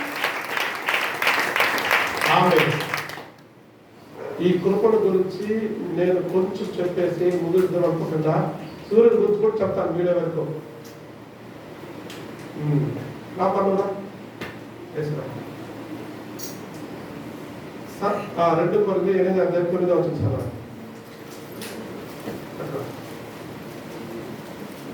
2 కొరింథీ. మీరు మన ప్రభువైన యేసుక్రీస్తు కృపను ఎరుగుదురుగా, ఆయన ధనవంతుడై ఉండియు మీరు తన దారిద్ర్యం వలన ధనవంతులు కావాలని మీ నిమిత్తం దరిద్రుడాయను. హల్లెలూయా. ఈ వాక్యము ఇటుపక్క వెనకుండేప్పుడు చదవండి, వెనకుండేప్పుడు చదవండి. 2 కొరింథీ 8:9. 2 కొరింథీ 8:9. మీరు మన ప్రభువైన యేసుక్రీస్తు కృపను ఎరుగుదురుగా, ఆయన ధనవంతుడై ఉండియు మీరు తన దారిద్ర్యం వలన తన ధనవంతులు కావాలని మీ నిమిత్తము దరిద్రుడాయను. ఇది మీకు అర్థమైనట్టుగా ఎలా చూశాను, మీరు అర్థం చేసుకోవాలి. ఇప్పుడు నేను ధనవంతుని, ఐశ్వర్యవంతుని. ధనవంతుని అది తెలుగులో కొంచెం కట్టుబడతాం. దేవుడు ధనవంతుడు కాదు, ఐశ్వర్యవంతుడు. హల్లెలూయా. ఈ ప్రపంచంలో ఐశ్వర్యవంతా ఆయనదే. వెండి బంగారం వైడూరులు అన్ని ఆయనే. పిల్లలు కొంచెం అర్థమా మిస్టేక్. ఐశ్వర్యవంతుడు పెట్టాలి. ధనవంతుడు అంటే తన ధనాల గురించి లెక్క ఉంటుంది. నాకు 100 కోట్లు ఉన్నాయి, 200 కోట్లు ఉన్నాయి అని ఒక లెక్క ఉంటుంది. ఐశ్వర్యవంతుడికి లెక్కే ఉండదు. ఎంత ఉందో అతనికే తెలియదు. అంత ఐశ్వర్యం ఉంటుంది. మన దేవుడు ధనవంతుడు ఐశ్వర్యవంతుడా? చెప్పాలి. ఇప్పుడు ఆ వాక్యం మన చదవం చూద్దాం. ధనవంతుడు అని ఎక్కడ, ఐశ్వర్యవంతుడు చదవాలి. మీరు మన ప్రభు అయిన యేసుక్రీస్తు కృపను ఎరుగుదురు కదా. ఆయన ఐశ్వర్యవంతుడై ఉండి మీరు తన దారిద్ర్యం వలన ధనవంతులు కావాలని ఐశ్వర్యవంతులు కావాలని తన దారిద్ర్యం వలన ఐశ్వర్యవంతులు కావాలని మీ నిమిత్తము దరిద్రుడాయన. చూడండి, బాగా అర్థం చేసుకోండి. మన దేవుడు ధనవంతుడు కాదు. ధనవంతుడు వేరు, ఐశ్వర్యవంతుడు వేరు. ఐశ్వర్యవంతుడే నెంబర్ 1, నెంబర్ 2 ధనవంతుడు. సరే, యేసు ప్రభు ఐశ్వర్యవంతుడుగా ఉండి మన కోసము ఆయన దరిద్రవేడు. ఎక్కడ ఉంటాడు? సిలువలో దరిద్రవేడు. సిలువలో ఏమైపోయాడు? 2 దరిద్రాన్ని అనుభవించాడు. ఆత్మ సంబంధమైన దరిద్రాన్ని, పాపం మోసి, మనందరూ పాపం మోసి ఆత్మ సంబంధమైన దరిద్రాన్ని అనుభవించాడు. శరీర ప్రకారం చూడండి, యేసు ప్రభు ఏ కొట్టు ఉంది? ఒక గోసే ఉంది. దరిద్రాన్ని అనుభవించాడు లేదా? అక్షర ప్రకారం దరిద్రాన్ని యేసు ప్రభు అనుభవించాడు. ఆత్మ సంబంధమైన లోక పాపాన్ని మోసి దరిద్రాన్ని అనుభవించాడు. ఈ 2 దరిద్రాల నుంచి మనం విడిపించేదాని కొరకు హల్లెలూయా. ఇప్పుడు మీరు ఇక్కడ తెలుసుకోవాలి, దేవుడు సిలువలో చేసిన పరిష్కారము మీరు ఇప్పుడు తెలుసుకోవాలి. ఈ అబ్బాయి బిచ్చగాడు, ఏమి బట్టలు లేదు, అక్కడక్కడ పోయి అడుగుకుంటా ఉన్నాడు. చూడండి, హల్లెలూయా. ఉదాహరణ చెప్తున్నా. సరే, అలా ఉన్నప్పుడు నేను ఐశ్వర్యవంతుడిని, నేనే నెంబర్ 1 ఐశ్వర్యవంతుడిని. ఇప్పుడు ఏం చేశాను? నేను ఇతని కోసము ఇతని వస్త్రాన్ని నేను వేసుకున్నాను. నా ఐశ్వర్యవంతం అన్నింటికి ఇతను వారసుడుగా చేశాడు. ఇదే కల్వరిలో యేసుప్రభు చేసింది. హల్లెలూయా. ఆయన ఐశ్వర్యమంతా, నా ఐశ్వర్యమంతా ఇతనికి ఇచ్చాను. ఇతని దరిద్రం మొత్తం నేను తీసుకున్నాను. అర్థమైన సపాటు పట్టు చూద్దాం. హల్లెలూయా. అప్పుడు అలాంటి ప్రాయశ్చిత్తము దేవుడు చేశాడు. నువ్వు దేవుడిని నమ్ముకొని నిజంగా జీవిస్తే నువ్వు గొప్ప ఐశ్వర్యవంతుడివి. ఆత్మ సంబంధంగా ఐశ్వర్యవంతుడివి, అక్షర ప్రకారం ఐశ్వర్యవంతుడివి. నువ్వు దరిద్రంగా ఉంటూ దేవుడి చిత్తం కాదు. నువ్వు ఎప్పుడు ఐశ్వర్యం కలిగి ఉండాలి. దేవుని నమ్ముకున్న వారే నెంబర్ 1గా ఉండాలి, నెంబర్ 2గా ఉండకూడదు. బైబిల్ ఏమంటుంది? సమస్త జనుల కన్నా నిన్నే చేశాను అంటున్నాడు. నువ్వు తోకగా ఉండవు, తలగా ఉంటావు. ఈ వరంగల్లా దేవుడు నమ్ముకున్న వాళ్ళే నెంబర్ 1గా ఉండాలి, నెంబర్ 2గా ఉండకూడదు. నిజంగా సత్యం తెలిస్తే అదే ఆశీర్వాదం. చూడండి, ద్వితీయోపదేశ కాండము 28 మొదటి వచ్చిన చదవండి. ద్వితీయోపదేశ కాండము, నా మాటను వింటే అందరికన్నా నేను హెచ్చిస్తానంటాడు దేవుడు. నీవు నీ దేవుడైన యెహోవా మాట శ్రద్ధగా విని నేను నీకు ఆజ్ఞాపించుచున్న ఆయన ఆజ్ఞలన్నిటినీ అనుసరించి నడుచుకున్న ఎడల నీ దేవుడైన యెహోవా భూమి మీదనున్న సమస్త జనుల కంటే నిన్ను హెచ్చించును. చూడండి, భూమి మీద ఉన్న సమస్త జనుల కంటే నెంబర్ 1 కాదు, నెంబర్ 2 కాదు, నెంబర్ 1. దేవుడు ఐశ్వర్యం బ్లెస్సింగ్ మనకు వస్తే మనమే నెంబర్ 1గా ఉంటాం. అయితే దేవుడు నమ్ముకున్న వారు నామకాంతంగా నమ్ముకున్నారు, పేరు క్రీస్తులుగా నమ్ముకున్నారు. అందుకే ఆశీర్వాదం పొందలేకపోయారు, దరిద్రాన్ని అనుభవిస్తున్నారు. నిజంగా దేవుడిని నమ్ముకొని మారుతా ఉంటే దేవుడు బ్లెస్ చేస్తానే ఉంటాడు, బ్లెస్ చేస్తానే ఉంటాడు. ఆ బ్లెస్సింగ్ ఎవరు తట్టుకోలేరు. పాత నిబంధనలు దేవుడు కిటికీలు తెరిస్తే కొత్త నిబంధనలు ఆకాశమే తెరుస్తున్నాడు. ఆశీర్వాదం ఎవరు తట్టుకోలేరు. అంత గొప్ప ఆశీర్వాదము. అబ్రహాము కన్నా గొప్ప ఆశీర్వాదులు మనమే. యేసు ద్వారా మనకు గొప్ప ఐశ్వర్యం వచ్చింది. కల్వారి శిలువలో యేసు ప్రభు త్యాగం చేసిన ఈ త్యాగం ద్వారా మన దరిద్రం పోయినదే. మనం ఐశ్వర్యవంతులుగా మార్చబడం. ఆత్మ సంబంధమైన ఐశ్వర్యం మనం అనుభవిస్తున్నాం, అక్షర ప్రకారం ఐశ్వర్యం మనం అనుభవిస్తున్నాం. దేవుడు బహుగా మనల్ని ఆశీర్వాదిస్తాడు. ఈ సత్యాన్ని మీరు బాగా తెలుసుకోవాలి. ఈ సత్యం తెలియకపోతే మీరు ఆ దరిద్రంలోనే ఉంటారు, ఆ శాపాన్ని మీరు అనుభవిస్తారు. మీరు శాపాన్ని ఆయన మాన మీద వేలాడి మీ శాపాన్ని కొట్టివేశాడు. మీరందరూ ఆశీర్వాదంగానే ఉండాలి. పట్టండి శాపాన్ని వేసినాము.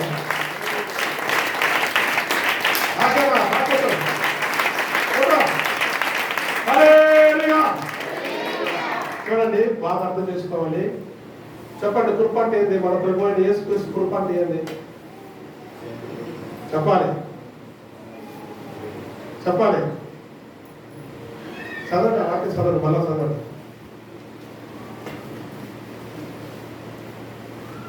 ఐశ్వర్యవంతుడు అంటే చదవండి. 2 కొరింథీయులు 8వ అధ్యాయము 9వ వచనం. ఏంటి చింతలేదు?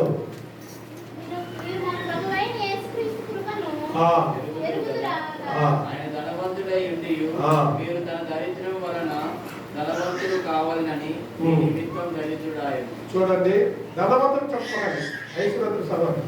చదవండి. మీరు మన ప్రభువైన యేసుక్రీస్తు కృపను ఎరుగుదురు కదా. ఆయన ఐశ్వర్యవంతుడై ఉండియు మీరు తన దారిద్ర్యం వలన ఐశ్వర్యవంతులు కావాలని మీ నిమిత్తం దరిద్రుడాయెను. ఇప్పుడు ఇతను ఏం చేశాడు? ఇతను ఐశ్వర్యవంతుడుగా చేస్తాను నేనేమైపోయినాను? అదే యేసు సులువుగా చేశాడు. అంత గొప్ప త్యాగం చేశాడు. మనం ఐశ్వర్యవంతులుగా ఉండేదాని కోసము యేసు సులువుగా త్యాగం చేశాడు. అదే కృప. కృప అంటే చాలా మంది తెలియట్లేదు. నేను సంపూర్ణమైన ఐశ్వర్యం. బైబిల్ ఏమైనా ఐశ్వర్యం రాసింది? మహిమ ఐశ్వర్యము. అందరూ చెప్పండి, కృపా ఐశ్వర్యము. చెప్పాలి, రిపీట్ చేయాలి. మహిమ ఐశ్వర్యము, కృపా ఐశ్వర్యము, కనికర ఐశ్వర్యము, ఆత్మ సంబంధమైన ఐశ్వర్యము, మగధ ఐశ్వర్యము. ఈ ఐశ్వర్యాలన్నీ దేవుడు కల్వారి శిలువలో మనకి ఇచ్చేందుకు వచ్చాడు. శిలువ అంటే ఏదో కాదు. దేవుడు మనకి ఆత్మ సంబంధమైన ఐశ్వర్యం ఇచ్చేదానికి, అక్షర ప్రకారం ఐశ్వర్యం ఇచ్చేదానికి, మన దరిద్రం పోగొట్టేదానికి ఆ శిలువలో వచ్చాడు. నువ్వు దరిద్రంగా ఎప్పుడు డబ్బులు లేదు దరిద్రం ఉంటే దేవుడు చిత్తం కాదు. నీ కష్టాజీతాన్ని దేవుడు ఆశీర్వదించబోతున్నాడు. నిన్ను బహుగా ఆశీర్వదించబోతున్నాడు. విశ్వాసించాడు. సపోర్ట్ కొట్టండి.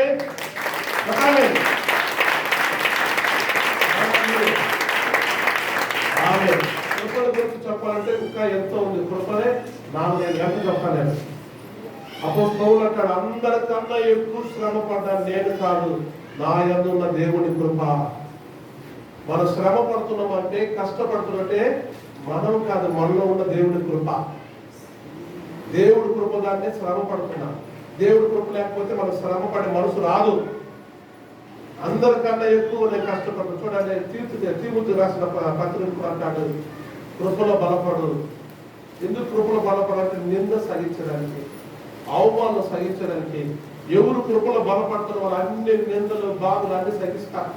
హల్లెలూయా. కృపణ గురించి చెప్పాలంటే ఎంతో ఉంది, అయితే ఇప్పుడు మనకి సమయం లేదు. నెక్స్ట్, సూర్యుడి గురించి.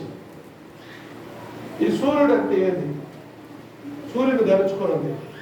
సంఘానికి కృప ఎంత ముఖ్యమో ఈ సూర్యుడు కూడా అంత ముఖ్యము. చదవండి, మలాకి 4:2 మలాకి 4:2 త్వరగా. అయితే నా నామమందు భయభక్తులు కలవారు నీతి సూర్యుడు ఉదయించును. హల్లెలూయా. కింద చదవాలి.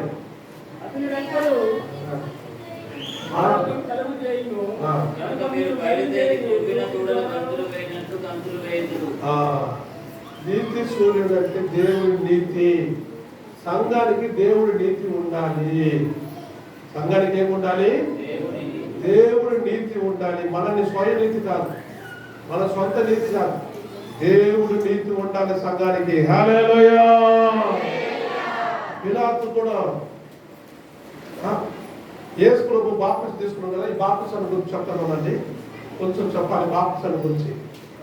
ఇక్కడ బాప్తిసం తీసుకోవడానికి యేసు ప్రభు వచ్చినప్పుడు బాప్టిజం ఇచ్చే యోహాను, అయ్యా నీ కాడ నేను బాప్టిజం తీసుకోవాలి కదా, నువ్వు వచ్చి నా కాడ బాప్టిజం తీసుకుంటున్నావు ఏదని అడిగినప్పుడు యేసు చెప్పిన మాట ఏంటంటే, నీతి యావత్తు నెరవేర్చడానికి మనకు తగి ఉన్నది. అంటే బాప్టిజం దేవుడి నీతి. హల్లెలూయా. బాప్టిజం అన్నది దేవుడి నీతి. ప్రతి ఒక్కరూ నీటి బాప్టిజం తీసుకోవాలి. చూడండి, యోర్దాను నదిలోకి వచ్చాడు యేసు ప్రభు. నీళ్ళు చల్లలేదు బాప్టిజం కాదు. యేసు ప్రభు ఎక్కడికి వచ్చాడు? నీటిలో దిగాడు. బైబిల్ ఏమని రాస్తుంది? నీటిలో దిగాడు. నీళ్ళు చల్లబడితే యేసు ప్రభు ఎక్కడైనా ఇంట్లో ఉంటూ చల్లుకోవచ్చు. సోమరు నీళ్ళు తీసుకునే తీసుకోవచ్చు, ఇంట్లో ఉండే చల్లుకోవచ్చు. ఈ నీళ్ళు చల్లే బాప్టిజము దేవుడు అంగీకరించట్లేదు. యేసు ప్రభు నీటిలో నీళ్ళ బాప్టిజం అంటే ఒక వస్తువుని లోపల ముంచి తీయాలన్నమాట. యేసు ప్రభువు నీళ్ళను మునిగి లేచాడు. బాప్టిజం యోహాను నీళ్ళను ముంచి అని లేపాడు. అదే బాప్టిజం అనేది. బాప్టిజం అంటే నీళ్ళు చల్లటం కాదు. కొంతమందికి ఏం చేస్తారు, చిన్నప్పుడే నీళ్ళు చల్లేస్తారు. అడిగితే బాప్టిజం తీసుకున్నారు. అది బాప్టిజం కాదు. అది ఇలాగా తీసుకోవాలి. యేసు ప్రభు తీసుకున్నట్టుగా నీళ్ళలో మునిగి తీసుకోవాలి. హల్లెలూయా. బాప్టిజం అంటే ఒక వస్తువు మునిగి లోపల నీళ్ళలో మునిగి బయటికి రావాలి. బాప్టిజం అని అర్థము. యేసు ప్రభు దేవుడు నీతి నెరవేర్చడానికి ఎక్కడి నుంచి ఎక్కడికి వచ్చాడు చెప్పండి? బాప్టిజం తీసుకున్నాడు యేసు ప్రభు. నీతి నెరవేర్చడానికి గలిలయ నుంచి యోర్దానుకి వచ్చాడు. గలిలయ నుంచి యోర్దానికి నడిచి రావాలంటే 70 మైళ్ళు, అంటే 100 కిలోమీటర్లు నడిచి వచ్చి బాప్టిజం తీసుకున్నాడు యేసు ప్రభు. 100 కిలోమీటర్లు నడిచి వచ్చి యేసు ప్రభు బాప్టిజం తీసుకున్నాడు. దేవుడు నీతి నెరవేర్చాలి. మనుషుల ఆచారాలు మనం పాటించకూడదు. మానవులు ఏం చేశారంటే, వాళ్ళు దేశం ఒక చట్టం లాగా దేవుడి కార్యాలు కూడా చట్టం లాగా తీసుకొచ్చుకున్నారు. ఇలాగ దేవుడిని ఆరాధించాలి, ఇలాగ బాప్టిజం తీసుకోవాలి. అయితే బైబిల్లో బాప్టిజం ఎలాంటి బాప్టిజము? నీటిలో ముంచబడి లేపబడాలి. యేసు ప్రభులాగా దేవుడు ఒడ్డుకు వచ్చాడని బైబిల్లో రాసి చూడాలి. నీళ్లు ఉన్నాయి కదని పిలుపు కూడా ఆ మంత్రిని చెప్తాడు. అతను కూడా నీళ్ళలో ముంచి తీశాడు. బైబిల్ చెప్పే బాప్టిజం ఏదంటే నీటిలో ముంచి తీయాలి. బాప్టిజం అంటే ఏదో ఒక చలకం కాదు, అది బాప్టిజం కాదు. మనుషుల్లో సైతాను కుయుక్తిగా మనుషులు మోసం చేసరికి ఇలాంటి తంత్రమైన బోధాలు వచ్చినాయి. అది సైతాను బోధ. అది హల్లెలూయా. మనం యేసు ప్రభుని ఫాలో అవ్వాలి కానీ మనుషుల్ని ఫాలో అవ్వకూడదు. యేసు ప్రభు ఎలాగ బాప్టిజం తీసుకుని చూడండి. అప్పుడు యేసు ప్రభు నీతి నెరవేర్చేది. నిజమైన బాప్టిజం అనేది నీళ్ళలో ముంచాలి. ఎవరు కాడ తీసుకోవాలి బాప్టిజము? పరిశుద్ధాత్మ పొందిన వారి కాడ తీసుకోవాలి. ఎవరు కాడ తీసుకోవాలి? పరిశుద్ధాత్మ పొందిన వారి కాడ తీసుకోవాలి. నీళ్ళలో మునిగి తీసుకోవాలి. తండ్రి కుమార పరిశుద్ధాత్మ నామలో తీసుకోవాలి. తర్వాత బాప్టిజం ముందు వాళ్ళు నిజంగా మారు మనసు పొంది తీసుకోవాలి. బాప్టిజం పొంద ముందు అపోస్తలుల కార్యము 2:42 వచనమా, మీరు మారు మనసు పొంది బాప్టిజం తీసుకోవాలి. 42 వచనమా, 8వ వచనం, 38వ వచనం, 38వ వచనం. పాప క్షమాపణ నిమిత్తము ప్రతి వాడు యేసుక్రీస్తు నామమున బాప్తిసం పొందుడి. చూడండి, మారు మనసు పొంది ఏం చేయాలి? బాప్టిజం తీసుకోవాలి. కొంతమంది ఎమోషనల్గా తీసుకుంటారు. 10 మంది తీసుకుంటే నేను కూడా తీసుకుని అట్లా రాకూడదు. నిజమైన మారు మనసు వచ్చిన తర్వాతనే బాప్టిజం తీసుకోవాలి. బాప్టిజం తీసుకోవాలంటే నీళ్ళలో ముంచి తీయాలి. ఇచ్చేవారు పరిశుద్ధాత్మ పొంది ఉండాలి. తండ్రి కుమార నామములో బాప్టిజం ఇవ్వాలి. త్రియేక దేవుడు యేసు ప్రభు ఏమంటాడు? మత్తయి సువార్త 28వ అధ్యాయంలో తండ్రి కుమార పరిశుద్ధాత్మ నామములో బాప్టిజం తీసుకోవాలి. చదవండి అన్నమాట. తండ్రి యొక్కయు కుమారుని యొక్కయు పరిశుద్ధాత్మ యొక్క నామములోనికి వారికి బాప్తిసం ఇచ్చుచు నేను మీ ఏ సంగతులు ఆజ్ఞాపించుదునో వాటన్నిటిని కైకొనవాలని వారికి బోధించుచు. చూడండి, 3 పేర్లు ఉచ్చరించాలి. తండ్రి కుమార పరిశుద్ధాత్మల పేర్లు ఉచ్చరించాలి బాప్టిజం ఇచ్చేటప్పుడు. ఈ 3 పేర్లు ఉచ్చరించకుండా బాప్టిజం తీసుకుంటే ఆ బాప్టిజం నిజమైన బాప్టిజం కాదు. చూడండి, బాప్టిజం అనేది దేవుడి నీతి. దేవుడి నీతి అనేది చాలా గొప్పది. హల్లెలూయా. పిలాతు నువ్వు నాతో మాట్లాడలేదు. యేసు ప్రభు మాట్లాడుకున్నట్టు వాళ్ళ మౌనం ఉండటం వల్ల పిలాతు ఆశ్చర్యపడిపోయాడంట. మనము గొడవ వేసే వాళ్ళంగా ఉండకూడదు. దేవుడి నీతి నెరవేర్చే వాళ్ళు మౌనంగా ఉండాలి. అది దేవుడి నీతి. యోబు మాట్లాడుతూనే ఉన్నాడు. అతని శ్రమలు 20 సంవత్సరాలు పెరిగిపోయింది. యేసు ప్రభు మౌనంగా ఉన్నాడు. ఒక 2 రోజులనే అది పరిష్కారం అయిపోయింది. హల్లెలూయా. మౌనంగా సహించేది దేవుడి నీతి. నీతి న్యాయాలు మాట్లాడకూడదు. బొచ్చు కత్తిరించే వాడికి ముందు దేవుడు మౌనంగా ఉన్నాడంట. పిలాతు ఆయన మౌనం చూసి, ఆయన మాట్లాడకుండా చూసి ఆయన ఆశ్చర్యపడిపోయాడంట. మార్క్స్ వార్త 15వ అధ్యాయంలో 4వ వచనంలో చూడండి. 4వ వచనం 5వ వచనం. పిలాతు కూడా ఆశ్చర్యపడి, ఇలాంటి వ్యక్తి నేను చూడలేదని. 15వ అధ్యాయం. పిలాతు ఆయనను చూసి, కన్నులను ఉత్తరమేమీ చెప్పవా? నీ మీద మీరు ఎన్నెన్నో నేరములు మోపుచున్నారో చూడమనను. అందుకు యేసు ఏ ఉత్తరము చెప్పలేదు. కనుక పిలాతు ఆశ్చర్యపడింది. చూడండి, ఏ ఉత్తరం చెప్పలేదు. పిలాతు ఆశ్చర్యపడిపోయాడు. నేను ఎంతో మందిని తీర్పు తీర్చా కానీ ఇలాంటి ఒక వ్యక్తి నేను చూడలేదని పిలాతు కూడా ఆశ్చర్యపడిపోయాడు. యేసు ప్రభు నీతి న్యాయాలు మాట్లాడలేదు. దేవుడి నీతి, నేను మౌనం ఉండటం దేవుడి నీతి అని ఆయన మౌనంగా సహించాడు. హల్లెలూయా. ఇంకా దేవుడి నీతి గురించి చాలా లోతైన మర్మాలు ఉన్నాయి. దేవుడికి చిత్తమైతే మనం తర్వాత చూద్దాం. చూడండి, ఇప్పుడు చాలా ప్రాముఖ్యమైనది. కొత్త నిబంధనలో దేవుడి నీతి ప్రాముఖ్యమైనది, కృప ప్రాముఖ్యమైనది, అపోస్తులు ప్రాముఖ్యమైనది. ఇక్కడే జయించిన మగ శిశువు పుట్టాడు. హల్లెలూయా. చేయి జీవితం కలిగిన వారు ఇక్కడే పుడతారు. అపోస్తుల్లో ఉండాలి, దేవుడి నీతిలో ఉండాలి, కృపలో నిలబడాలి. అక్కడే చేయించిన మగ శిశువు పుడతాడు. ఎక్కడ పుడతాడని ఎవరు తెలుసు? ఘట సర్పణకు తెలుసు. ఎర్రని ఘట సర్పణకి ఏది నిజమైన సంఘం అని ఈ సర్పణకు తెలుసు. మనుషులు తెలిపని ఎవరు తెలుసు? అందుకే కరెక్ట్గా అక్కడ ఎదురులో నిలబడుతుంది. పుట్టేటప్పుడు మింగదమని. హల్లెలూయా. అప్పుడు స్త్రీ మగ శిశువును కన్నది. సంఘం అంటే అపోస్తులు ఉండాలి, దేవుడి నీతి ఉండాలి, కృప మీద నిలబడి ఉండాలి. ఇదే సంఘము. అపోస్తులు లేకపోతే సంఘం కాదని, దేవుడి నీతి లేకపోతే సంఘం లేదు, కృపలు నిలబడకపోతే సంఘం కాదని. హల్లెలూయా. ఇవన్నీ కలిగి ఉన్నది సంఘము. ఇక్కడే జయించిన మగ శిశువు పుడతాడు. ఎక్కడికి ఎత్తపడ్డాడు? ఇతను దేవుడి సింహాసనానికి. అక్కడ చదవండి, దేవుడి సింహాసనానికి, దేవుడి సింహాసనానికి.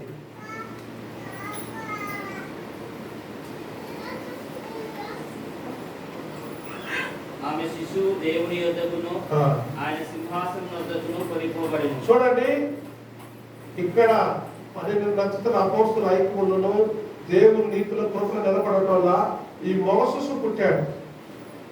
ఎక్కడికి పోయి? దేవుడు సింహాసనం పోయాడు. అదే ఆయన సింహాసనమే సీయోను యెరూషలేము. హల్లెలూయా. ఇదే నిత్య రాజ్య స్థాపన. ఇక్కడ పోయిన మళ్ళా బయటకు రారు. యుగ యుగాలు దేవుడు మహిమను అలాగే ఉండిపోతారు. హల్లెలూయా. దేవుడు మిమ్మల్ని ఆశీర్వదించును గాక. నెక్స్ట్ నేను వచ్చేటప్పుడు చూడండి, నెక్స్ట్ నేను వస్తే దేవుడు చిత్తమైతే శ్రమల కాలము, మగా శ్రమల కాలము, 1000 ఏళ్ళ పరిపాలన, నిత్య నివాస స్థలాలు, ఈ వీటి గురించి 4 కాలాల గురించి ఈసారి వచ్చినప్పుడు చెప్తాం. ఒకేసారి మొత్తం చెప్తే మీకు అర్థం కాదు. ఏది శుభ్రం చెప్పలేదు. దేవుడు మిమ్మల్ని ఆశీర్వదించును గాక. ఆమేన్. కృపలను తలంచుచు, కృపలను తలంచుచు, ఆయుష్కాలమంతా ప్రభుని కృతజ్ఞతతో స్తుతింతుం. ఆయుష్కాలమంతా ప్రభుని కృతజ్ఞతతో స్తుతింతుం.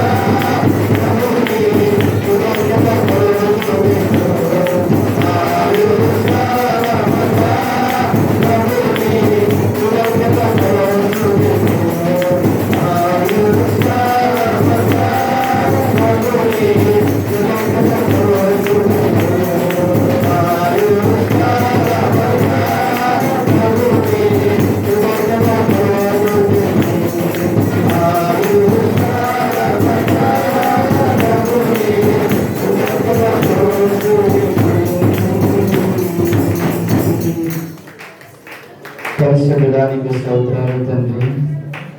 సతతము నీ కృప నిత్యత్వంలో ఉన్నటువంటి అయ్యా నీ శ్రేష్టమైన స్థానాల గురించి ఇదిగో తండ్రి తెలుసుకోవడానికి ఇదిగో తండ్రి ప్రత్యేకంగా ఈ దినం మమ్మల్ని నీ యొక్క శుద్ధులతో నిలిపినందుకే నీకు స్తోత్రాలు చెల్లిస్తున్నాను తండ్రి. అనేకమైనటువంటి అయ్యా మహత్కరమైన కార్యాలు సిలువలో గురించి ఇదిగో తండ్రి ఈ దినం మేము నేర్చుకోవడానికి ఇచ్చిన కృపను బట్టి నీకు స్తోత్రాలు తండ్రి. అయ్యా నీ యొక్క పుట్టుక ప్రపంచ చరిత్రనే మార్చి వేసింది తండ్రి. అయ్యా సిలువలో జరిగినటువంటి 7 కార్యాలు ఈ ప్రపంచంలో ఎంతో ప్రాముఖ్యమైనవి తండ్రి. ప్రపంచం యొక్క చరిత్రనే ఎదుగుతండి నీ ద్వారా మార్చబడింది. క్రీస్తు పూర్వం క్రీస్తు శకం అని ఎదుగుతండి. కేవలం నీ ద్వారానే ప్రపంచ చరిత్ర మార్చబడినట్టుగా మేము చూడగలుగుతున్నాము తండ్రి. ఈ ప్రపంచంలో నీలాగా జన్మించిన వారు ఎవరూ లేరు తండ్రి. ఈ ప్రపంచంలో నీలాగా జీవించిన వారు ఎవరో లేరు తండ్రి. ఈ ప్రపంచంలో నీవలో శ్రమపడిన వారు ఎవరో లేరు తండ్రి. ఈ ప్రపంచంలో నీవలో మరణము పొందిన వారు ఎవరో లేరు తండ్రి. ఈ ప్రపంచంలో నీవలే మరణము చేయించిన వారు కూడా ఎవరో లేరు తండ్రి. నీవు ఒక్కడే మాత్రమే మరలా మా కొరకు తిరిగి రానయ్యున్న వాడవు తండ్రి. అయ్యా ఈ యుగాంతంలో మీకు వచ్చి ఉన్నాము తండ్రి.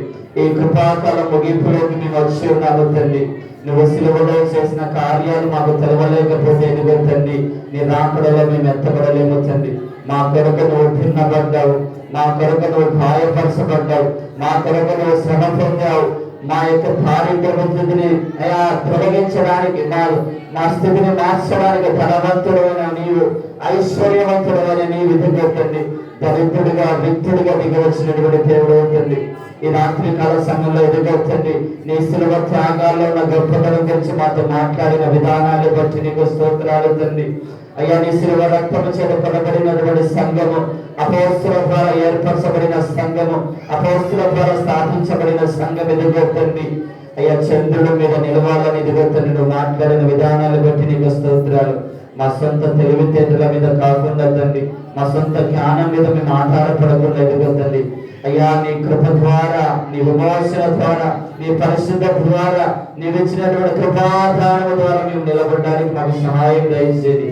ఈ రోజు ఇంకా మేము జీవించి ఉన్నామంటే, ఇంకా బ్రతికి ఉన్నామంటే అది కేవలం నీ కృప తండ్రి. నీ కృప మీద ఆధారపడే సంఘంగా మమ్మల్ని నిలబెట్టండి తండ్రి. మా సొంత జ్ఞానం, మా సొంత ఆలోచన, మా సొంత తలంపులు అయ్యా మమ్మల్ని పరలోక రాజ్యానికి తీసుకొని వెళ్ళవు. అవి మమ్మల్ని రాకడలోనికి తీసుకొని వెళ్ళవు తండ్రి. నీ కృప మీద నిలిచిన సంఘంగా మేమందరం కూడా ఉండడానికి సహాయం దయచేయండి. మేమందరం కూడా సూర్యుని అనే నీతిని ధరించుకునే బిడ్డలుగా ఉండాలి తండ్రి. మేమందరం కూడా బాప్తిసం ద్వారా నీతిమంతులుగా మార్చబడిన మేము ఎదుగుతుంది. మా జీవిత యాత్రలో నీతిమంతులుగా జీవించడానికి మీరు మాకు సహాయం దయచేయండి. మా తలల మీద ఎదుగుతుంది కిరీటం అనే అపోస్తుల బోధ ఉండాలి తండ్రి. క్రీస్తు యేసే ముఖ్యమైన మూలరాయి అయి ఉండగా ఎదుగుతుంది. అయ్యా అపోస్తుల యొక్క పునాది మీద మేము కట్టబడినట్టుగా మాకు సహాయం దయచేయండి. అనేక రకమైన బోధన ఈ కాలంలో వినపడుతుండగా ఎదుగుతుంది. నేను ఒక మహిమ గల రాకడలో ఎత్తబడాలంటే, నేను ఒక మగ శిశువుగా మార్చబడాలంటే అపోస్తులు వేసిన పునాది మీద నేను కట్టబడితే అయ్యా ఒక రోజు నేను రాకడలో ఎత్తబడతానని మీరు మాతో మాట్లాడినందుకే నీకు స్తోత్రాలు తండ్రి. అయ్యా అపోస్తులు అనగా ఎదుగుతుంది వారు త్యాగము కలిగిన వారు తండ్రి. వారు ఇదిగో ద్వేషించిన వారు, తల్లిదండ్రులను ద్వేషించిన వారు, అయ్యా వారు విడిచిపెట్టిన వారు, వారు మరిచిపోయిన వారు ఇదిగొప్పండి. అయ్యా దేవుని చిత్త ప్రకారంగా జీవించే వారే ఇదిగొప్పండి. వారికి తల్లిదండ్రులు అయి ఉన్నారు తండ్రి. అట్టి వారి కోసం ఇదిగొద్దని ఈహమందును పరమందును శ్రమలతో పాటు నూరంతగా అయ్యా ఇళ్లను, తల్లిదండ్రులను, అక్కాచెలను అరీ ముఖ్యంగా నిత్య జీవం ఇస్తున్నాడు తండ్రి. అయ్యా అట్టి అపోస్తుల బోధలో మేము అందరం కూడా కట్టబడడానికి మీరు సహాయం దయచేయండి. అయ్యా నిన్నటి 3 దినాల నుంచి ఈ దినం వరకు చెప్పబడినటువంటి ప్రతి దానిని మేము పడచెవిన పెట్టకుండా ఎదిగొద్దని ఎన్నో శ్రేష్టమైన సంగతులు ఈ 3 దినాల్లో మేము నేర్చుకున్నాం తండ్రి. ఒక పరిపూర్ణమైన సంఘంగా మార్చబడాలని, ఒక పరిపక్వత చెందిన సంఘంగా మార్చబడాలని, ఒక పరిపూర్ణమైన దేవుని రాకడకు అయ్యా ఎత్తబడే అయ్యా శుద్ధీకరించబడినటువంటి నిర్దోషమైనటువంటి కలంకము లేని కన్యకగా మేమందరం కూడా మార్చబడాలని ఎదుగుతుంది. గడిచిన 3 దినాల నుంచి మాతో మాట్లాడుతున్న ప్రతి మాటను బట్టి నీకు స్తోత్రాలు చెల్లిస్తున్నాం. ఈ రాత్రికాల సమయంలో వచ్చిన ప్రతి కుటుంబానికి నీ కృప దయచేయండి. నీ కృప మీద ఆధారపడుతూ వారి కుటుంబాలను కట్టుకునే అయ్యా కృప మీరు దయచేయండి తండ్రి. నీతిని వారి వస్త్రముగా ధరించుకున్నట్టుగా మీరు సహాయము దయచేయండి. అపోస్తలుల యొక్క బోధలో నిలబడుతుందిగో తండ్రి అయ్యా వారి కుటుంబాలను పరిశుద్ధమైన రాకడకు కట్టుకున్నట్టుగా మీరు సహాయము దయచేయమని తండ్రి. చెప్పబడిన ప్రతి ఉపదేశం ఎదుగో తండ్రి ధ్యానించుకోవడానికి, నెరవేర్చుకోవడానికి అయ్యా ప్రతి దినము దాని ప్రకారంగా జీవించడానికి మీరు మాకు సహాయము దయచేయమని యేసు నామములో ప్రార్థించి వేడుకుంటున్నాం తండ్రి.